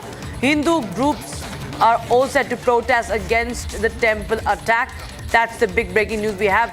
The community is now uniting, for there have been multiple attempts to target them, their places of worship. They are under threat in Canada. So Hindu groups are protesting against the temple attack at the temple sites, in fact. And this is going to be, viewers, a nationwide protest. Canada-wide, pan-Canada protests are going to take place. The pressure is mounting on Justin Trudeau. Today, the man was compelled to condemn what was caught on camera. And let's take a listen into the reactions that have come in on this development. आज मंदिरों पे हो रहा है, कल को उनके बिजनेसों के ऊपर होगा, कल को उनके कारोबारों के ऊपर होगा, तो ऐसी उनकी असुरक्षा हो जाएगी। जितना भी फाइनेंशियली वो चीज़ें हैं वो बहुत ज़्यादा उनको जो है वो नुकसान होगा। इसके लिए हम चाहेंगे कि भारत सरकार और पूरे वर्ल्ड से ये आवाज़ उठनी चाहिए कि सनातनियों को आप हर जगह पर क्यों ही टारगेट करते हैं। कभी बांग्लादेश में करते हैं, कभी पाकिस्तान में करते हैं, कभी दूसरे मुस्लिम कंट्रियों में होता है। आज ये इन कंट्रियों में शुरू हो गया। अब इंग्लैंड के अंदर जाइए, वहाँ बुरा हाल है। कभी झंडे वो कर दिए जाते हैं कि मंदिरों के ऊपर जगह जगह पर जो कुछ ऐसे स्लोगन लिख दिए जाते हैं जिससे कि एक डर का माहौल पैदा हो जाए, बच्चे मंदिरों में ना जाएं। तो हम तो एक संगठन, हमारे जो सनातन धर्म है वो सबका भला मांगने वाला है, सबकी सुख शांति चाहता है, पेड़ पौधों की पूजा करते हैं, जीव जंतुओं की पूजा करते हैं। हम तो किसी का नुकसान नहीं चाह रहे, लेकिन जो हमारे बच्चे वहाँ गए हुए हैं उनका नुकसान आप ऐसा क्यों चाह रहे हैं, ऐसा क्यों आप बुरा चाह रहे हैं? तो उसके लिए हम ये आपके माध्यम से चाहेंगे कि जल्दी से जल्दी इसके ऊपर कोई कठिन कार्रवाई हो। ये जी जब जागे तभी सवेरा। Those are visuals coming in from Chandigarh, where the Hindu groups are staging protests against temple attack, and the banners they're holding reading "Mandir upar hamle ka jawab." That is, there should be an answer to the attacks. There should be an answer to the attacks against the Hindu temples in Canada on the Canadian soil. They're saying "Mandir upar hamle ka jawab dega Hindustan," that India will give back the answer. There is a report that has been filed by my colleague Lalit on the same. Listen into that. Gauri Shankar Seva Dal is holding a protest in Chandigarh as the temples in Canada, Brampton, have been allegedly targeted by the Khalistanis. So these are the visuals here where you can see that the Gauri Shankar Seva Dal can be seen holding Indian flag. Right now with us is the members of this Seva Dal. Let me take a cross to them. आज आप लोग यहाँ पर प्रदर्शन कर रहे हैं, किस लिए कर रहे हैं आप ये? आज ये प्रदर्शन जो है, जो कनाडा के ब्रम्पटन शहर के अंदर जो हमारे मंदिरों का अपमान हुआ है, वो तोड़फोड़ हुई है, दीपावली का त्यौहार वहाँ पर मनाने के लोग इकट्ठा हुए थे, तो वहाँ पर जो ये बहुत ज़्यादा निंदनीय घटना हुई है उसका हम पुरजोर यहाँ पर विरोध दर्ज करवाने के लिए आज शांतमय तरीके से यहाँ पे कर रहे हैं। तो जो खालिस्तानी आतंकवादी हैं वो बार बार ऐसी हैं जो घटनाएं हैं वो घटता रहते हैं। हमारा बहुत ज़्यादा वहाँ पर हमारे जितने बच्चे हैं वो वहाँ पढ़ने के लिए गए हुए हैं, उनका वहाँ पर कारोबार है, तो उनको असुरक्षा की भावना जो है वो पैदा हो रही है। तो ऐसी असुरक्षा की भावना पैदा ना हो, हम ये भारत सरकार से चाहेंगे कि ये सख्त से सख्त इसके ऊपर निर्णय ले। जैसे हमारे योगी जी जो कठोर निर्णय लेने वाले हैं, ऐसे ही मोदी सरकार, अमित शाह जी ये कठोर निर्णय लें ताकि हमारे बच्चों को वहाँ असुरक्षा महसूस ना हो। वहाँ पर उन्होंने घर, कारोबार सब कुछ खड़े कर दिया। आज मंदिरों पे हमला हो रहा है, कल उनके वहाँ पे घरों के ऊपर भी ऐसे हमले होंगे। तो ये चीज़ों के लिए हम आपका ये करना चाहेंगे। हो इसका पूरा प्रबंध करना चाहिए। ये ना हो कि सनातनी वहाँ मंदिरों में जाने से ही डरने लग जाए, ऐसा ना हो। क्या एक सूझबूझ के तहत और किसी षड्यंत्र के तहत किया जा रहा है? बिल्कुल षड्यंत्र, बिना प्लानिंग के तो इतना बड़ा जो मैं कांड ही कहूंगा कि नहीं किया जा सकता। इसके पीछे अच्छी प्लानिंग है खालिस्तानियों की, और इसमें कहीं ना कहीं कनाडा सरकार की इन्वॉल्वमेंट जरूर रही होगी। तो अभी क्या उम्मीद करते हैं, किस तरीके क्या सजेशन है आपका? उम्मीद तो हम यही करते हैं कि भारत सरकार इसको जो है पूरी जोर शोर से उठाएगी इंटरनेशनल प्लेटफॉर्म के ऊपर, और हमारे मंदिरों को सुरक्षा मुहैया कराई जाए। सनातन धर्म का अपमान नहीं सहेगा हिंदुस्तान। सनातन धर्म का अपमान नहीं सहेगा हिंदुस्तान। भारत माता की,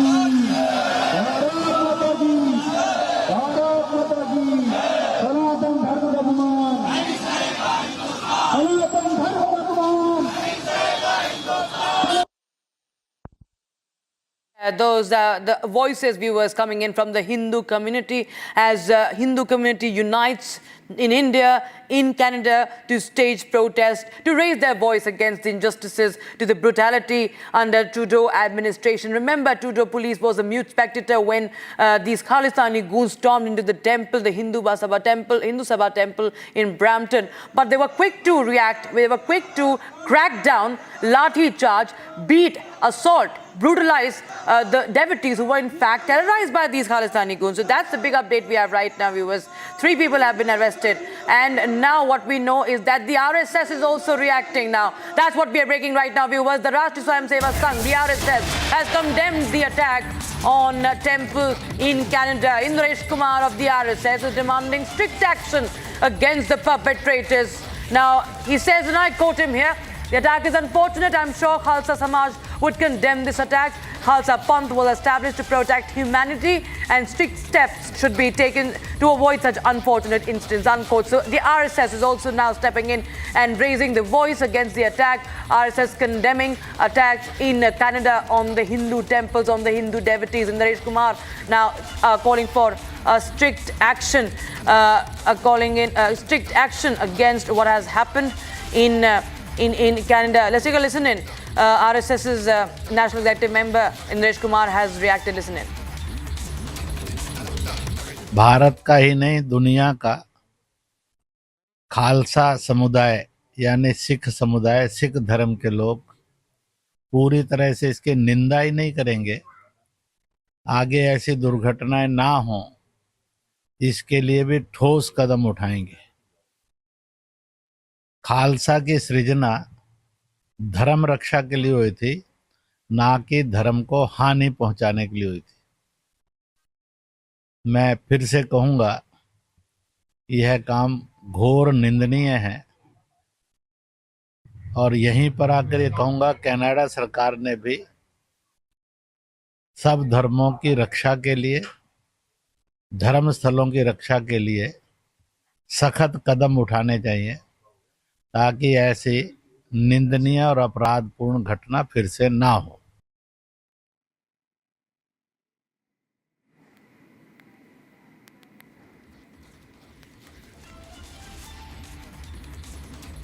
So that was Indresh Kumar, member of National Executive at the RSS, now condemning the attack. Remember, viewers, there are protests that are going to take place tomorrow in Canada, across the country, And in India, the protests have already erupted in Chandigarh. We just saw those visuals coming in, the mass demonstrations. Now we have the RSS also condemning this attack and calling for strict action.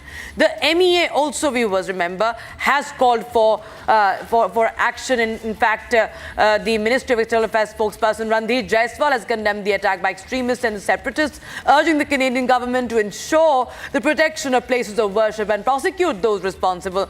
And expressing concern for the safety of Indian nationals in Canada, Jaiswal has emphasized that intimidation and violence would not deter the outreach of Indian consular officers in providing services to both Indian and Canadian citizens. Because, viewers, this is coming in right on the heels of this escalation between India and Canada, the escalation in the diplomatic standoff, and now we see it's only somehow we see that the Khalistanis have come down to this provocation inside the temples now and directly targeting with force. And viewers, now we shift our focus to the big story we're tracking from Agra in Uttar Pradesh. A MiG-29 fighter jet has crashed near Agra and the pilot ejected safely from the plane along with his companion. Now the plane had taken off from Adhampur in Punjab and was en route to Agra for an exercise when the incident happened. And viewers, remember that this is the video of that place coming in. The pilot and the co-passenger, in fact, ejected safely. This happened while this jet was in the air. It was flying. It's a mid-air fire. When this plane was flying, it caught fire, and the pilot ensured that this landing is made in this field where people were not present. Thankfully, it was an empty, vacant land, the field where it crashed. And before it could turn fatal, the pilot and the passenger ejected. In fact, we're getting more breaking news on the same story, viewers, from Agra. And what we are getting to know is that this was a MiG-29 flight. This was a MiG-29 aircraft of the Indian Air Force, and that the statement coming in from the IAF says that it has ordered the court of inquiry to ascertain the cause of the crash. The IAF has ordered a court of inquiry to ascertain the cause, the reason behind this mid-air fire. Suyesha is joining us. Suyesha is joining us live on the broadcast from Newsroom. Suyesha, of course, now a court of inquiry, as per procedure, has been, ordered by the Indian Air Force. And remember, this is coming in right after, a month after Rajasthan saw a MiG-29 crash. That too, thankfully, there were no casualties. Once again, we see this IAF fighter jet could have turned very, very fatal as per the visuals. Oh yes, absolutely, and the consequences could have been much worse. But Rakshita, quickly to update our viewers on the statement that has been released by the Indian Air Force that reads that I quote, a MiG-29 aircraft of the Indian Air Force crashed near Agra during a routine training sortie today. After encountering a system malfunction, the pilot maneuvered the aircraft to ensure no damage to life or property on ground before ejecting safely. An inquiry has been ordered by the Indian Air Force to ascertain the cause of the accident. So far we understand, and even the visuals that came out, Rakshita, that thankfully there was no damage to any human because the pilot safely landed on the farms, which was absolutely empty, and it was the plane that had already caught fire mid-air, and when the chunks of that aircraft landed on the farm, they were already on fire, which was of course caught by the locals and the farmers there, who also made videos of that air crash. Exactly how the Indian Air Force is putting it, that the pilot had ejected safely along with his companion, and they ensured that they landed on a safe ground, or rather to say that they maneuvered the plane to a safe ground where they ensured that there was minimal damage. So that of course did happen, but we'll really know in due course of time what exactly had caused this accident in the first place that led the plane to catch fire mid-air itself. Like the statement clearly reads that it was and a training sortie. So we do understand that it could have been a trainee pilot, but we are yet to get details. Thankfully, Rakshita, like we are saying, that the consequences could have been much worse, but it wasn't, as the plane did, the chunks of that plane that did land on that farm, but nobody was injured, there was no casualty in this, and the Indian Air Force expected to release a statement soon to what caused this malfunction in the first place. All right, thanks so much, Suresh. In fact, we also have been joined by Raghavendra on the story. Raghavendra, हमें बताएं कि क्या कुछ सामने आ रहा है. IAF ने जो कि अभी जो है स्टेटमेंट बयान जो है वो दिया है कि कोर्ट ऑफ इंक्वायरी जो है वो ऑर्डर कर दी गई है, लेकिन क्या कुछ सामने आ रहा है इसके पीछे जो आग लगी थी इसके पीछे क्या कुछ कारण है वो सामने आ रहा है, अगर आप अपने सूत्रों के मुताबिक बता सकें. बिल्कुल, देखिए जो इस पूरे मामले को लेकर जांच तो बैठी गई है, जैसा कि आपने कहा कोर्ट ऑफ इंक्वायरी जो विभाग की तरफ से हर तरह की इस तरह की जो घटना होती है उस पर होती है, तो वो सारी चीज़ें आ जाएंगी. लेकिन जो सबसे पहले जो कम्युनिकेशन की बात आ रही है, कहीं न कहीं कम्युनिकेशन गड़बड़ हुआ है या उनको ऐसा एहसास हुआ है कि अब ये जो प्लेन है, ये जो लड़ाकू विमान है, ये हमारे रडार से या यूँ कहे कि हमारे कंट्रोल से बाहर है.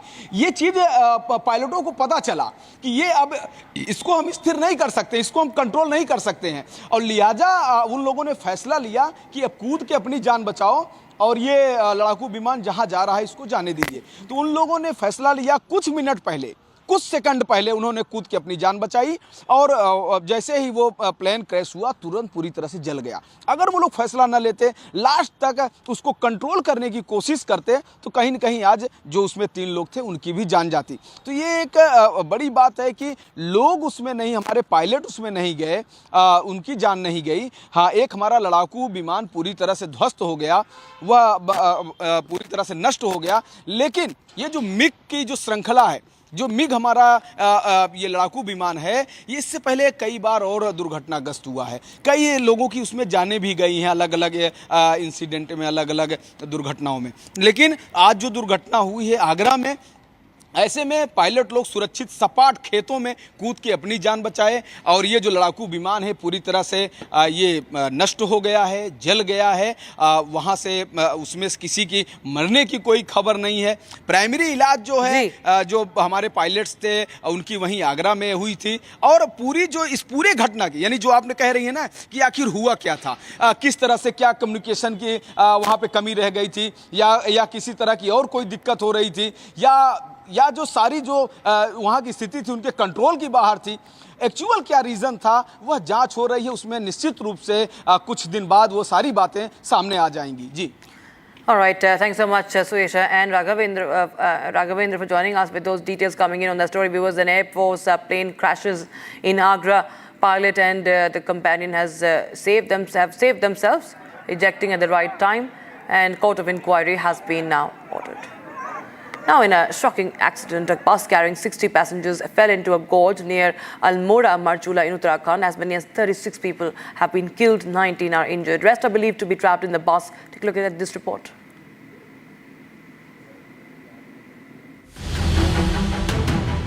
At least 36 people have lost their lives and 19 have been injured after a bus fell into a gorge near Almora, Marchula in Uttarakhand. Over 60 people were travelling in the bus. Rescue teams were rushed to the site immediately and relief operations are underway. 3 injured people have been airlifted to AIIMS Rishikesh. Many are feared to be trapped inside the bus which fell into the gorge. NDRF and SDRF teams have reached the spot. Injured are rushed to the hospital for treatment while local villagers are assisting the rescue teams in locating the passengers who are still trapped.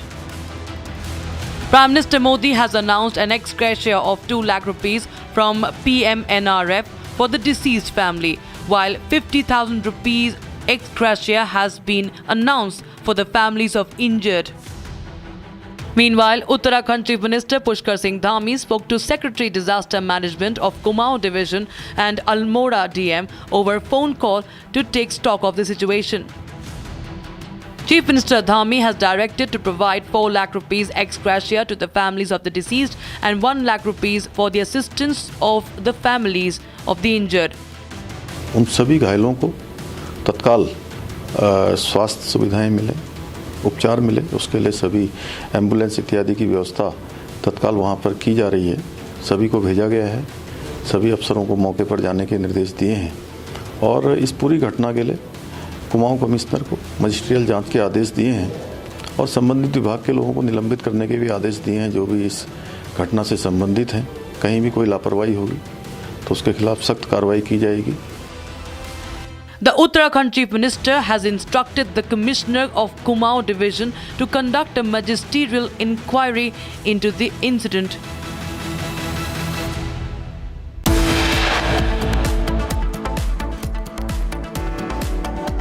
Alright, viewers. Now, the Samajwadi Party has pulled out the minority guard ahead of the elections in Maharashtra, calling for a common minority program. We will be getting you the latest on that. Stay tuned.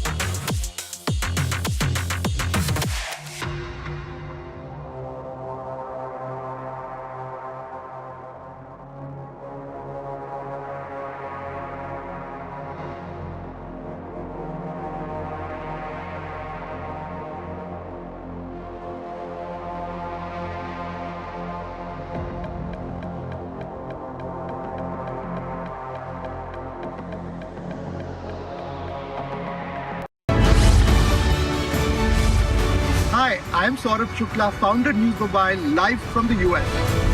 In this special broadcast between News Mobile and Republic, we will tell you who will be the new US president and how this impacts your world. Do watch all the latest updates here live on Republic and News Mobile.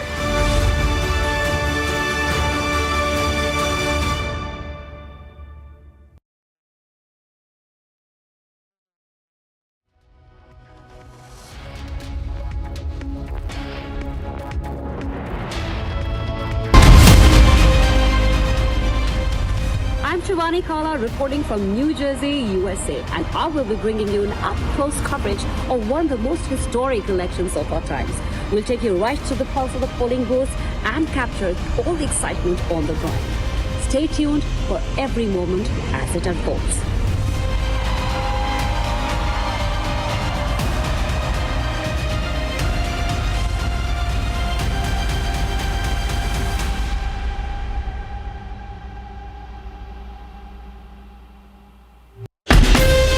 From Asia's largest news headquarters,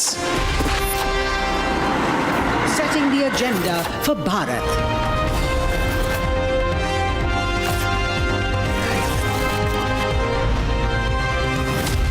You're watching Republic.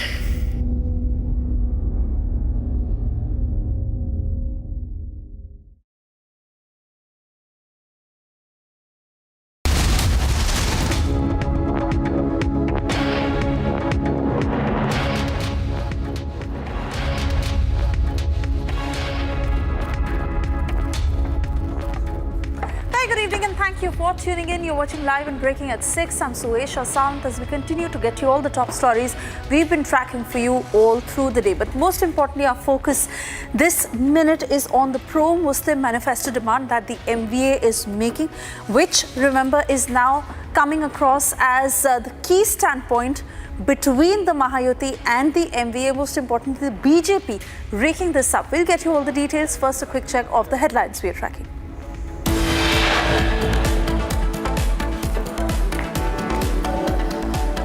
RG Kar case, prime accused Sanjoy Roy's big allegation says being framed by Mamata government and being forced to keep shut. Under Trudeau's watch, Khalistani terror at play yet again. Temples attacked in Brampton and Surrey. Police वालों ने हमें लाठी से मारा, वो हमें ऐसे treat कर रहे थे जैसे हम सेकंड क्लास सिटीजन हैं। बहुत गंदे से हिंदुओं के साथ बिहेव किया गया। Eyewitnesses recall horrific assault by Trudeau's cops, Hindu devotees attacked by Khalistanis. JMM Congress RJD ने तुष्टीकरण की नीति को चरम पर पहुंचा दिया है। ये इन घुसपैठियों को पूरे झारखंड में बसा रहे हैं। Prime Minister Modi campaigns in Jharkhand, takes on Soren government over infiltration.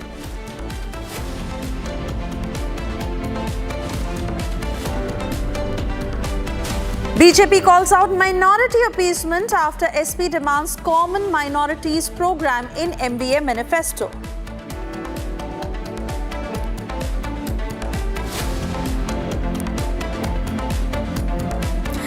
The race to the White House has entered into its final leg. Stand by for the most detailed and extensive coverage on Republic TV.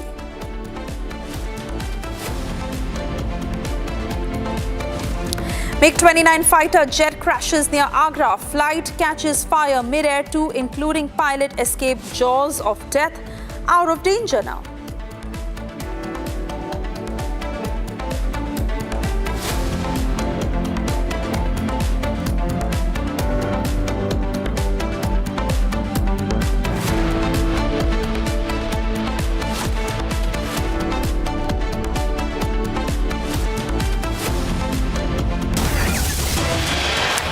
And we cut across to breaking news coming in. Lokayukt Police has issued a notice to Chief Minister Siddaramaiah.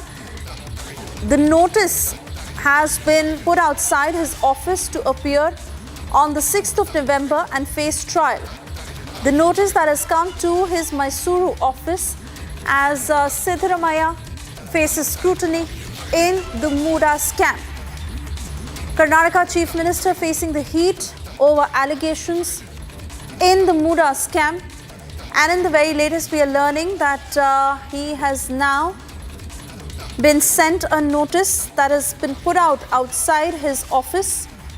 His Mysuru office is where the notice is put up by the Lokayukt Police, asking Siddaramaiah to appear before the Lokayukt Police on the 6th of November and face trial. Remember his wife, who has also been questioned in this connection, and the very next was Siddaramaiah to be questioned, which is now to happen on the 6th of November. The Muda chairman, who had quit in the most unexpected circumstances, as he had also said that there is no political pressure, quote unquote, for him to resign, but he has. And even as all of them have been questioned, next is the turn of the Karnataka Chief Minister Siddaramaiah, who faces serious allegations in the Muda scam, as he has been asked to come to the Lokayukt on the 6th of November.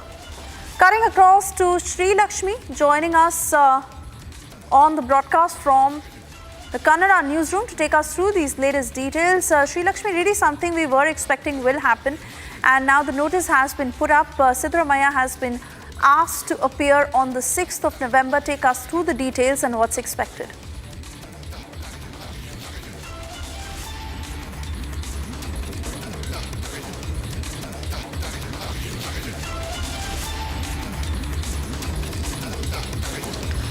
Right. Well, Suesha, Karnataka CM is up to receive the notice that he has to come to Muda office and face investigation. Lokayukta police now has issued the notice to CM Siddaramaiah, and on November 6th he has to face a trial.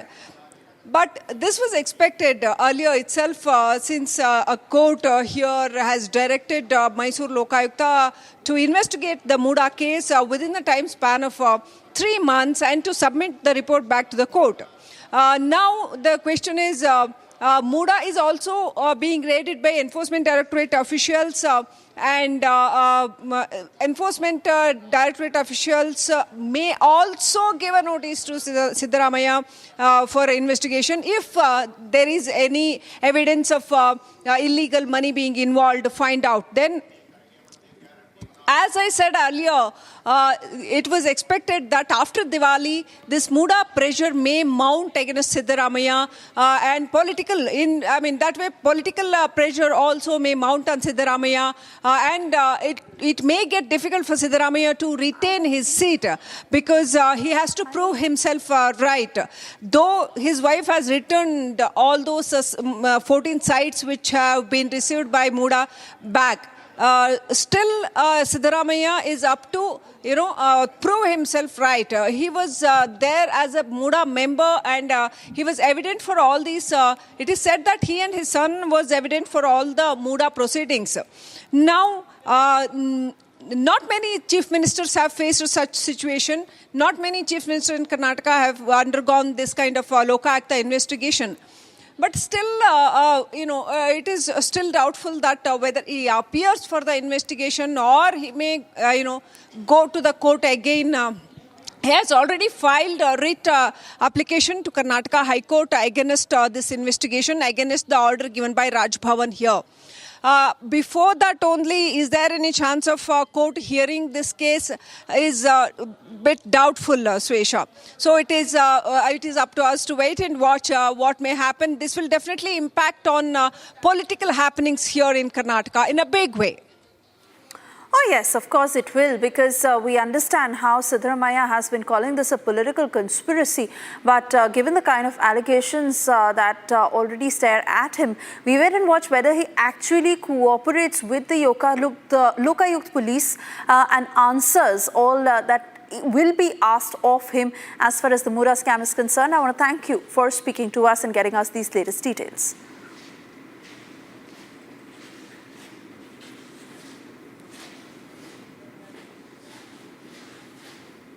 So on your screens, we've put out those pictures of how the notice has been put up outside the Karnataka Chief Minister's office, where he's been asked to appear on the 6th of November for questioning in the Muda scam.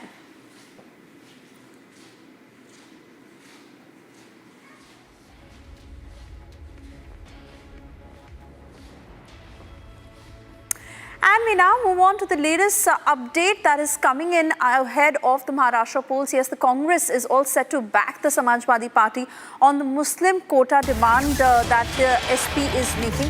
On Rais Sheikh demanding Muslim quota in the Mahavikas Aghadi manifesto, Congress's Udit Raj has gone on to say, and I quote, he is free to express his opinion. The party is free to entertain it or not. It is within the party and the party is democratic.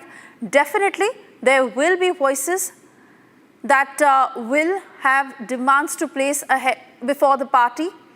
But I don't think it is a very extraordinary situation. You're trying to find out such things from India Alliance. What about Shiv Sena NCP is the response that has come in from Udit Raj, who says that it is very normal to make whatever demands and it is up to the party to accept it or not, rather trying to pass the buck on the Mahayuti. Let's listen into that entire statement. He is free to express his opinion, party is free to entertain or not to entertain, but it is their affair. How do I enter? How do I come in the picture? Nobody comes in the picture.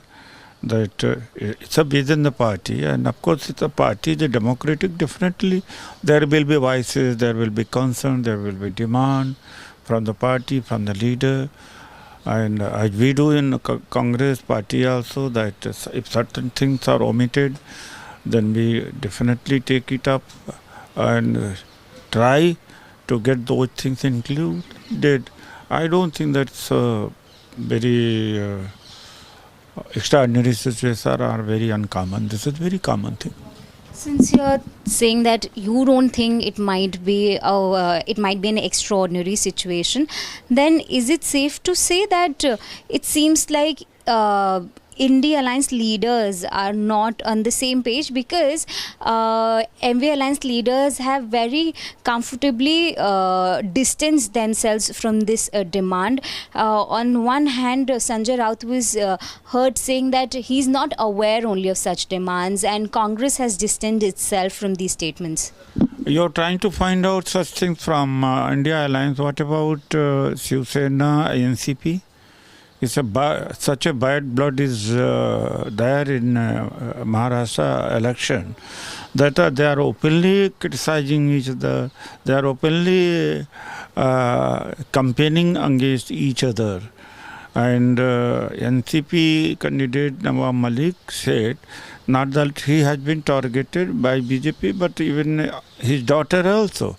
So those are the major contradictions. And this is very minor contradiction comparing to that contradiction.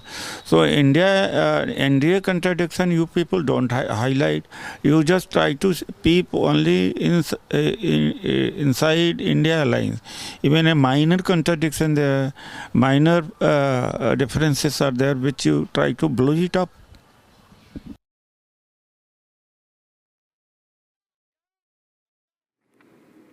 And just to give you a little background to what has happened, yes, it is Samajwadi Party Neta Rais Sheikh who has written a letter to the Mahavikas Aghadi Netas that include the Congress, Sharad Pawar faction of the NCP and UBT combined, where in this letter he has primarily claimed that there must be a common minority program that must be included in the Mahavikas Aghadi manifesto.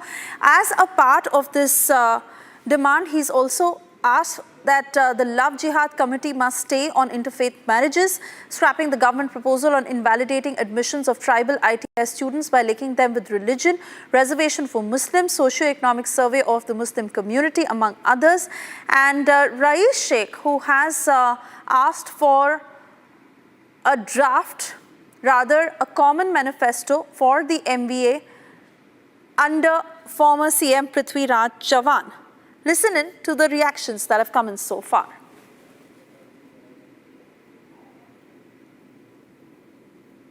See, that is been called as a vote jihad. That you think, work and propagate for only particular community. And this is not a democracy. And this is a hypocrisy for Uddhav Thackeray.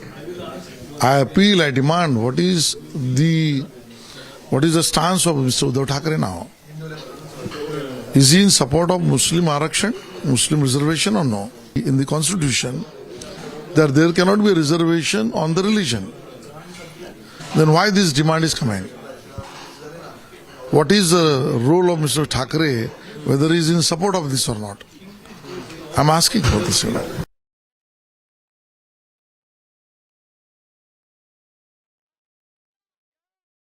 To my colleagues Satya Prakash and Soumya joining us on the broadcast. Satya Prakash, I want to come to you first to get a sense of what this letter states, and by the looks of it, even Udit Raj of the Congress is supporting it, rather saying that what is the big deal and why is the BJP calling this out? It is a demand that is being made and we are an open forum, we are a democratic party and we listen to everyone. देखिए सुरेशा, थोड़ी देर पहले महाविकास अघाड़ी का press conference हुआ। Press conference में मैंने सवाल पूछा कि जिस तरह से रईस शेख ने मुस्लिम रिजर्वेशन की मांग किया है, लव जिहाद को लेकर जो कमेटी है उसको लेकर मांग किया है, मुस्लिम समुदाय को लेकर अलग अलग चीज़ों को लेकर जो ड्राफ्ट बनाकर जो कांग्रेस के नेता पृथ्वीराज चौहान को जो भेजा है, क्या महाविकास अघाड़ी के नेता इससे सहमत है। तो महाविकास अघाड़ी के जो प्रेस कॉन्फ्रेंस थे, इसमें शिवसेना के भी नेता थे, एनसीपी शरद पवार के नेता थे और कांग्रेस के नेता थे।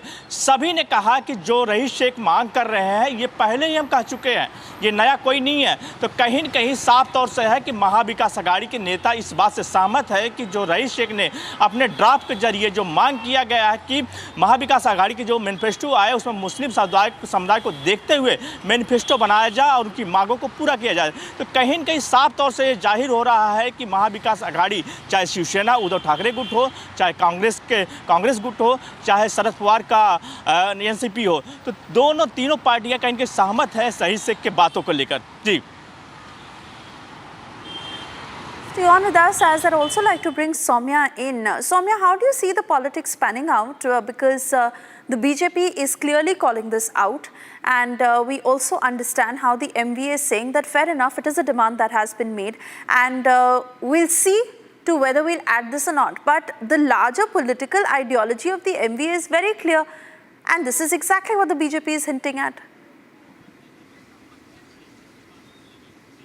Yes, well, Suyesha, you're correct here because see, if you look at the background of Raish Sheikh, he is the MLA from the Bhiwandi constituency where there is a huge Muslim voter. So this is clearly vote bank appeasement politics, because on one hand, Raish Sheikh, who is SP MLA, has made this demand. However, on the other hand, Congress and UBT have very clearly distanced themselves from this demand. On one side, Sanjay Raut was heard saying that he's not aware of any such demands because Sanjay Raut is one such political leader, one such political personality who's always up to date with what is happening, what is not happening. So this was bizarre statement that came out from Sanjay Raut's However, on the other hand, Congress has very clearly and categorically distanced itself from the statement, whereas its leaders are saying that it's no big deal, it's a democratic setup and people are free to make such demands. It's up to the party whether they want to entertain this or not. Back to you. Yes, absolutely. Well, that is what the Congress is saying, but the BJP is certainly levelling the appeasement politics charge. Let's listen in to those responses that have come in so far. This is the true agenda of MVA Mahavibhajan Aghadi, Maha Vote Bank Aghadi. For the sake of vote bank, they can put Muslim first above nation first. They can put religious kind benefits first rather than constitution first. Raish Sheikh is writing letter and saying that just like UPA government had put Muslims as first for the claim on resources, like that there should be a separate common minority program in the MVA agenda where Muslims should be given religious reservation and other benefits. One question arises that is this constitutional? Is this as per the constitution of Ambedkar ji? And it clearly shows that the agenda of MVA is to snatch away the reservation of SC, ST, OBC and give it to the vote bank. To divide Hindu society and to unite the vote bank in the name of such kind of schemes and such kind of allurements. The question is that why is Uddhav Thackeray ji not saying anything? He claims to be share of Hindutva, but he is allowing such kind of policies. And this is the same Samajwadi party which has even taken stand for Yaqub Memon. Even then Mr. Uddhav Thackeray is silent. And that is the biggest controversy that is making news today while we await the official manifesto of what the MVA is going to be. For the moment, we have to slip into a very short commercial break. We'll be back on the other side with the very latest. Do stay tuned. In this special broadcast between News Mobile and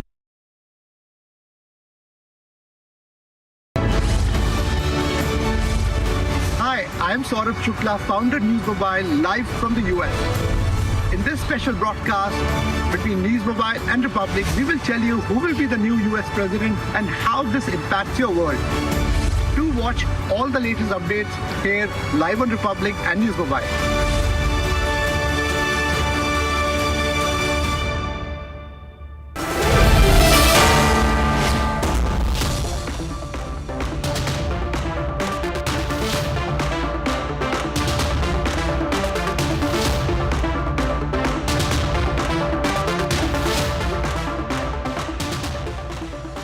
In the global employability rankings by Times Higher Education UK, only the following 6 institutions from India are ranked amongst the top 230 in the world for having the most employable graduates. IIT Delhi, IISc Bangalore, IIT Bombay, IIM Ahmedabad, IIT Kharagpur and Amity University.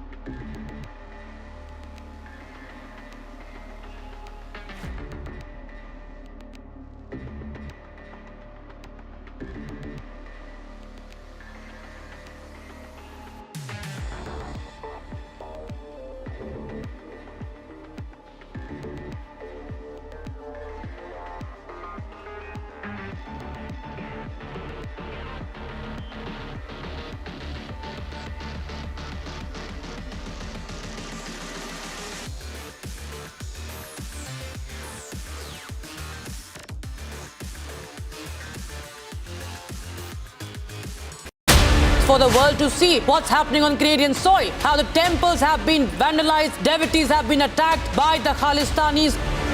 The cops have cracked down mercilessly, brutally on the Hindu devotees who were pleading for their safety to the policemen. Police ने हमें डराया है, police ने हमें मारा है.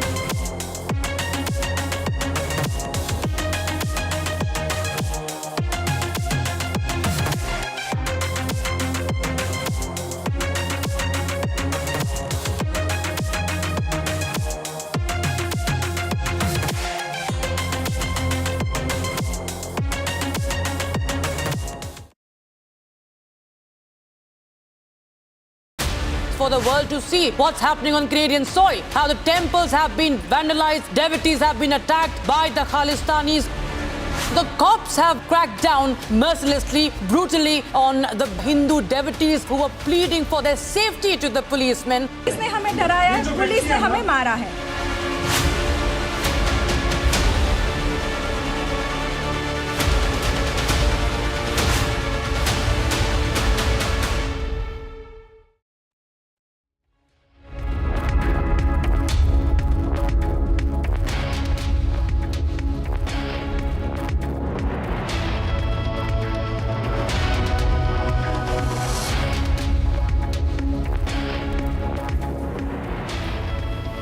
Good evening, welcome to Republic TV. I'm Rhythm. Viewers, the race to White House is heating up. We've seen both the presidential candidates, Kamala Harris and Donald Trump, make their last statements. And as it's D-Day tomorrow, we're also, as of now, being told both of them leaving no stone unturned to go to the White House. First up, a look at our top headlines.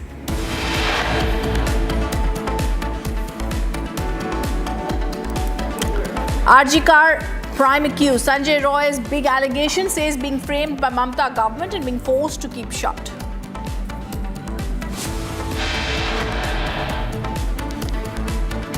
Eyewitnesses recall horrific assault by Trudeau's cops, Hindu devotees attacked by Khalistanis. And under Trudeau's watch, Khalistani terror at play yet again. Police वालों ने हमें लाठी से मारा, वो हमें ऐसे treat कर रहे थे जैसे हम सेकंड क्लास सिटीजन हैं. बहुत गंदे से हिंदुओं के साथ बिहेव किया गया. Hindus are brutalized and assaulted by Trudeau's cops. Hindu devotees are attacked by Khalistanis. JMM Congress RJD ने तुष्टीकरण की नीति को चरम पर पहुंचा दिया है. ये इन घुसपैठियों को पूरे झारखंड में बसा रहे हैं. Prime Minister Modi campaigns in Jharkhand, takes on Soren government over infiltration.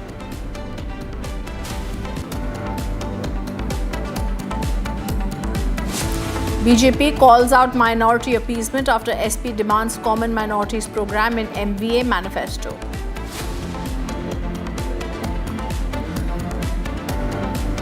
As the race to the White House enters its final leg, stand by for the most detailed, extensive coverage on Republic TV.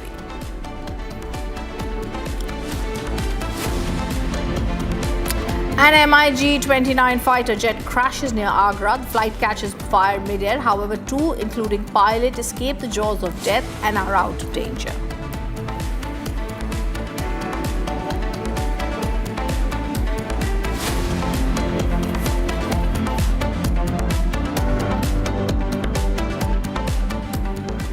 Viewers, our top focus, the race to the White House is now heating up.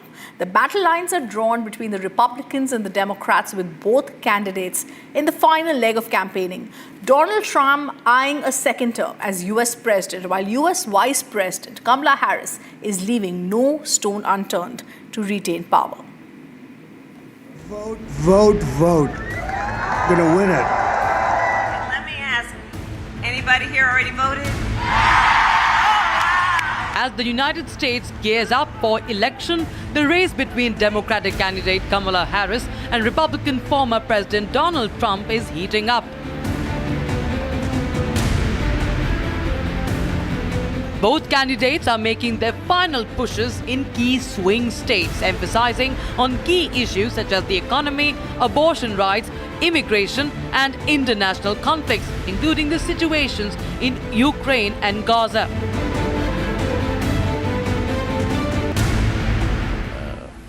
Today, I believe, will bring a great 4 years in front of us. We are here to support our president because he is the one who is going to give us a bright future. In a critical final campaign blitz, Donald Trump held a rally in Macon of Georgia, stating that he will end invasion of massive number of criminals coming into the country. With your vote on Tuesday, I will end inflation. I will stop the invasion of criminals coming into our country. And I will bring back the American dream. We're going to bring back the American dream. Trump's rhetoric reflects a broader strategy as he attempts to sway voters by framing the election as a stark choice. After all we have been through together, we stand on the verge of the 4 greatest years in American history. You watch. It's going to be so good. It's going to be so much fun. It'll be nasty a little bit at times, and maybe at the beginning in particular, but it's going to be something that we're going to go to heights that this country never has reached and nobody ever even thought it could. You're going to see things that you're not going to believe. Trump asserts that the country faces a decision between 4 more years in gross incompetence and failure and the 4 greatest years in the history of the country. Meanwhile, Kamala Harris is campaigning in Michigan, vowing to turn the page on a decade of politics driven by fear and division.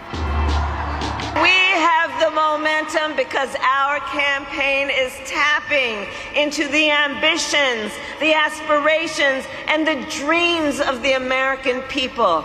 Because we are optimistic and excited about what we can do together. Both candidates are targeting crucial swing states. Harris is focusing on uniting voters around progressive policies, while Trump promises a stronger and wealthier America. The US presidential elections are being watched closely, with many anticipating a major impact on the world stage. Well, look, this is a very, very close election. This is one of the closest elections we have had in decades. And, Michigan, I represent the state of Michigan in the United States Congress. And Michigan is one of the 7 most critical states. Nobody can be president without winning Michigan. With just 1 day to go until election day, the stakes could not be higher. Now all eyes will be on the swing states: Arizona, Georgia, Michigan, Nevada, North Carolina, Pennsylvania and Wisconsin.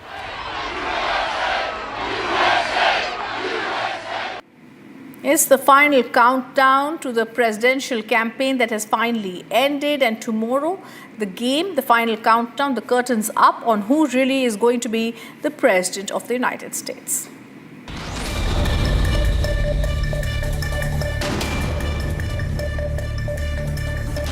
On the final Sunday of the presidential campaign, Republican nominee Donald Trump urges voters to elect him as the leader of a failed nation.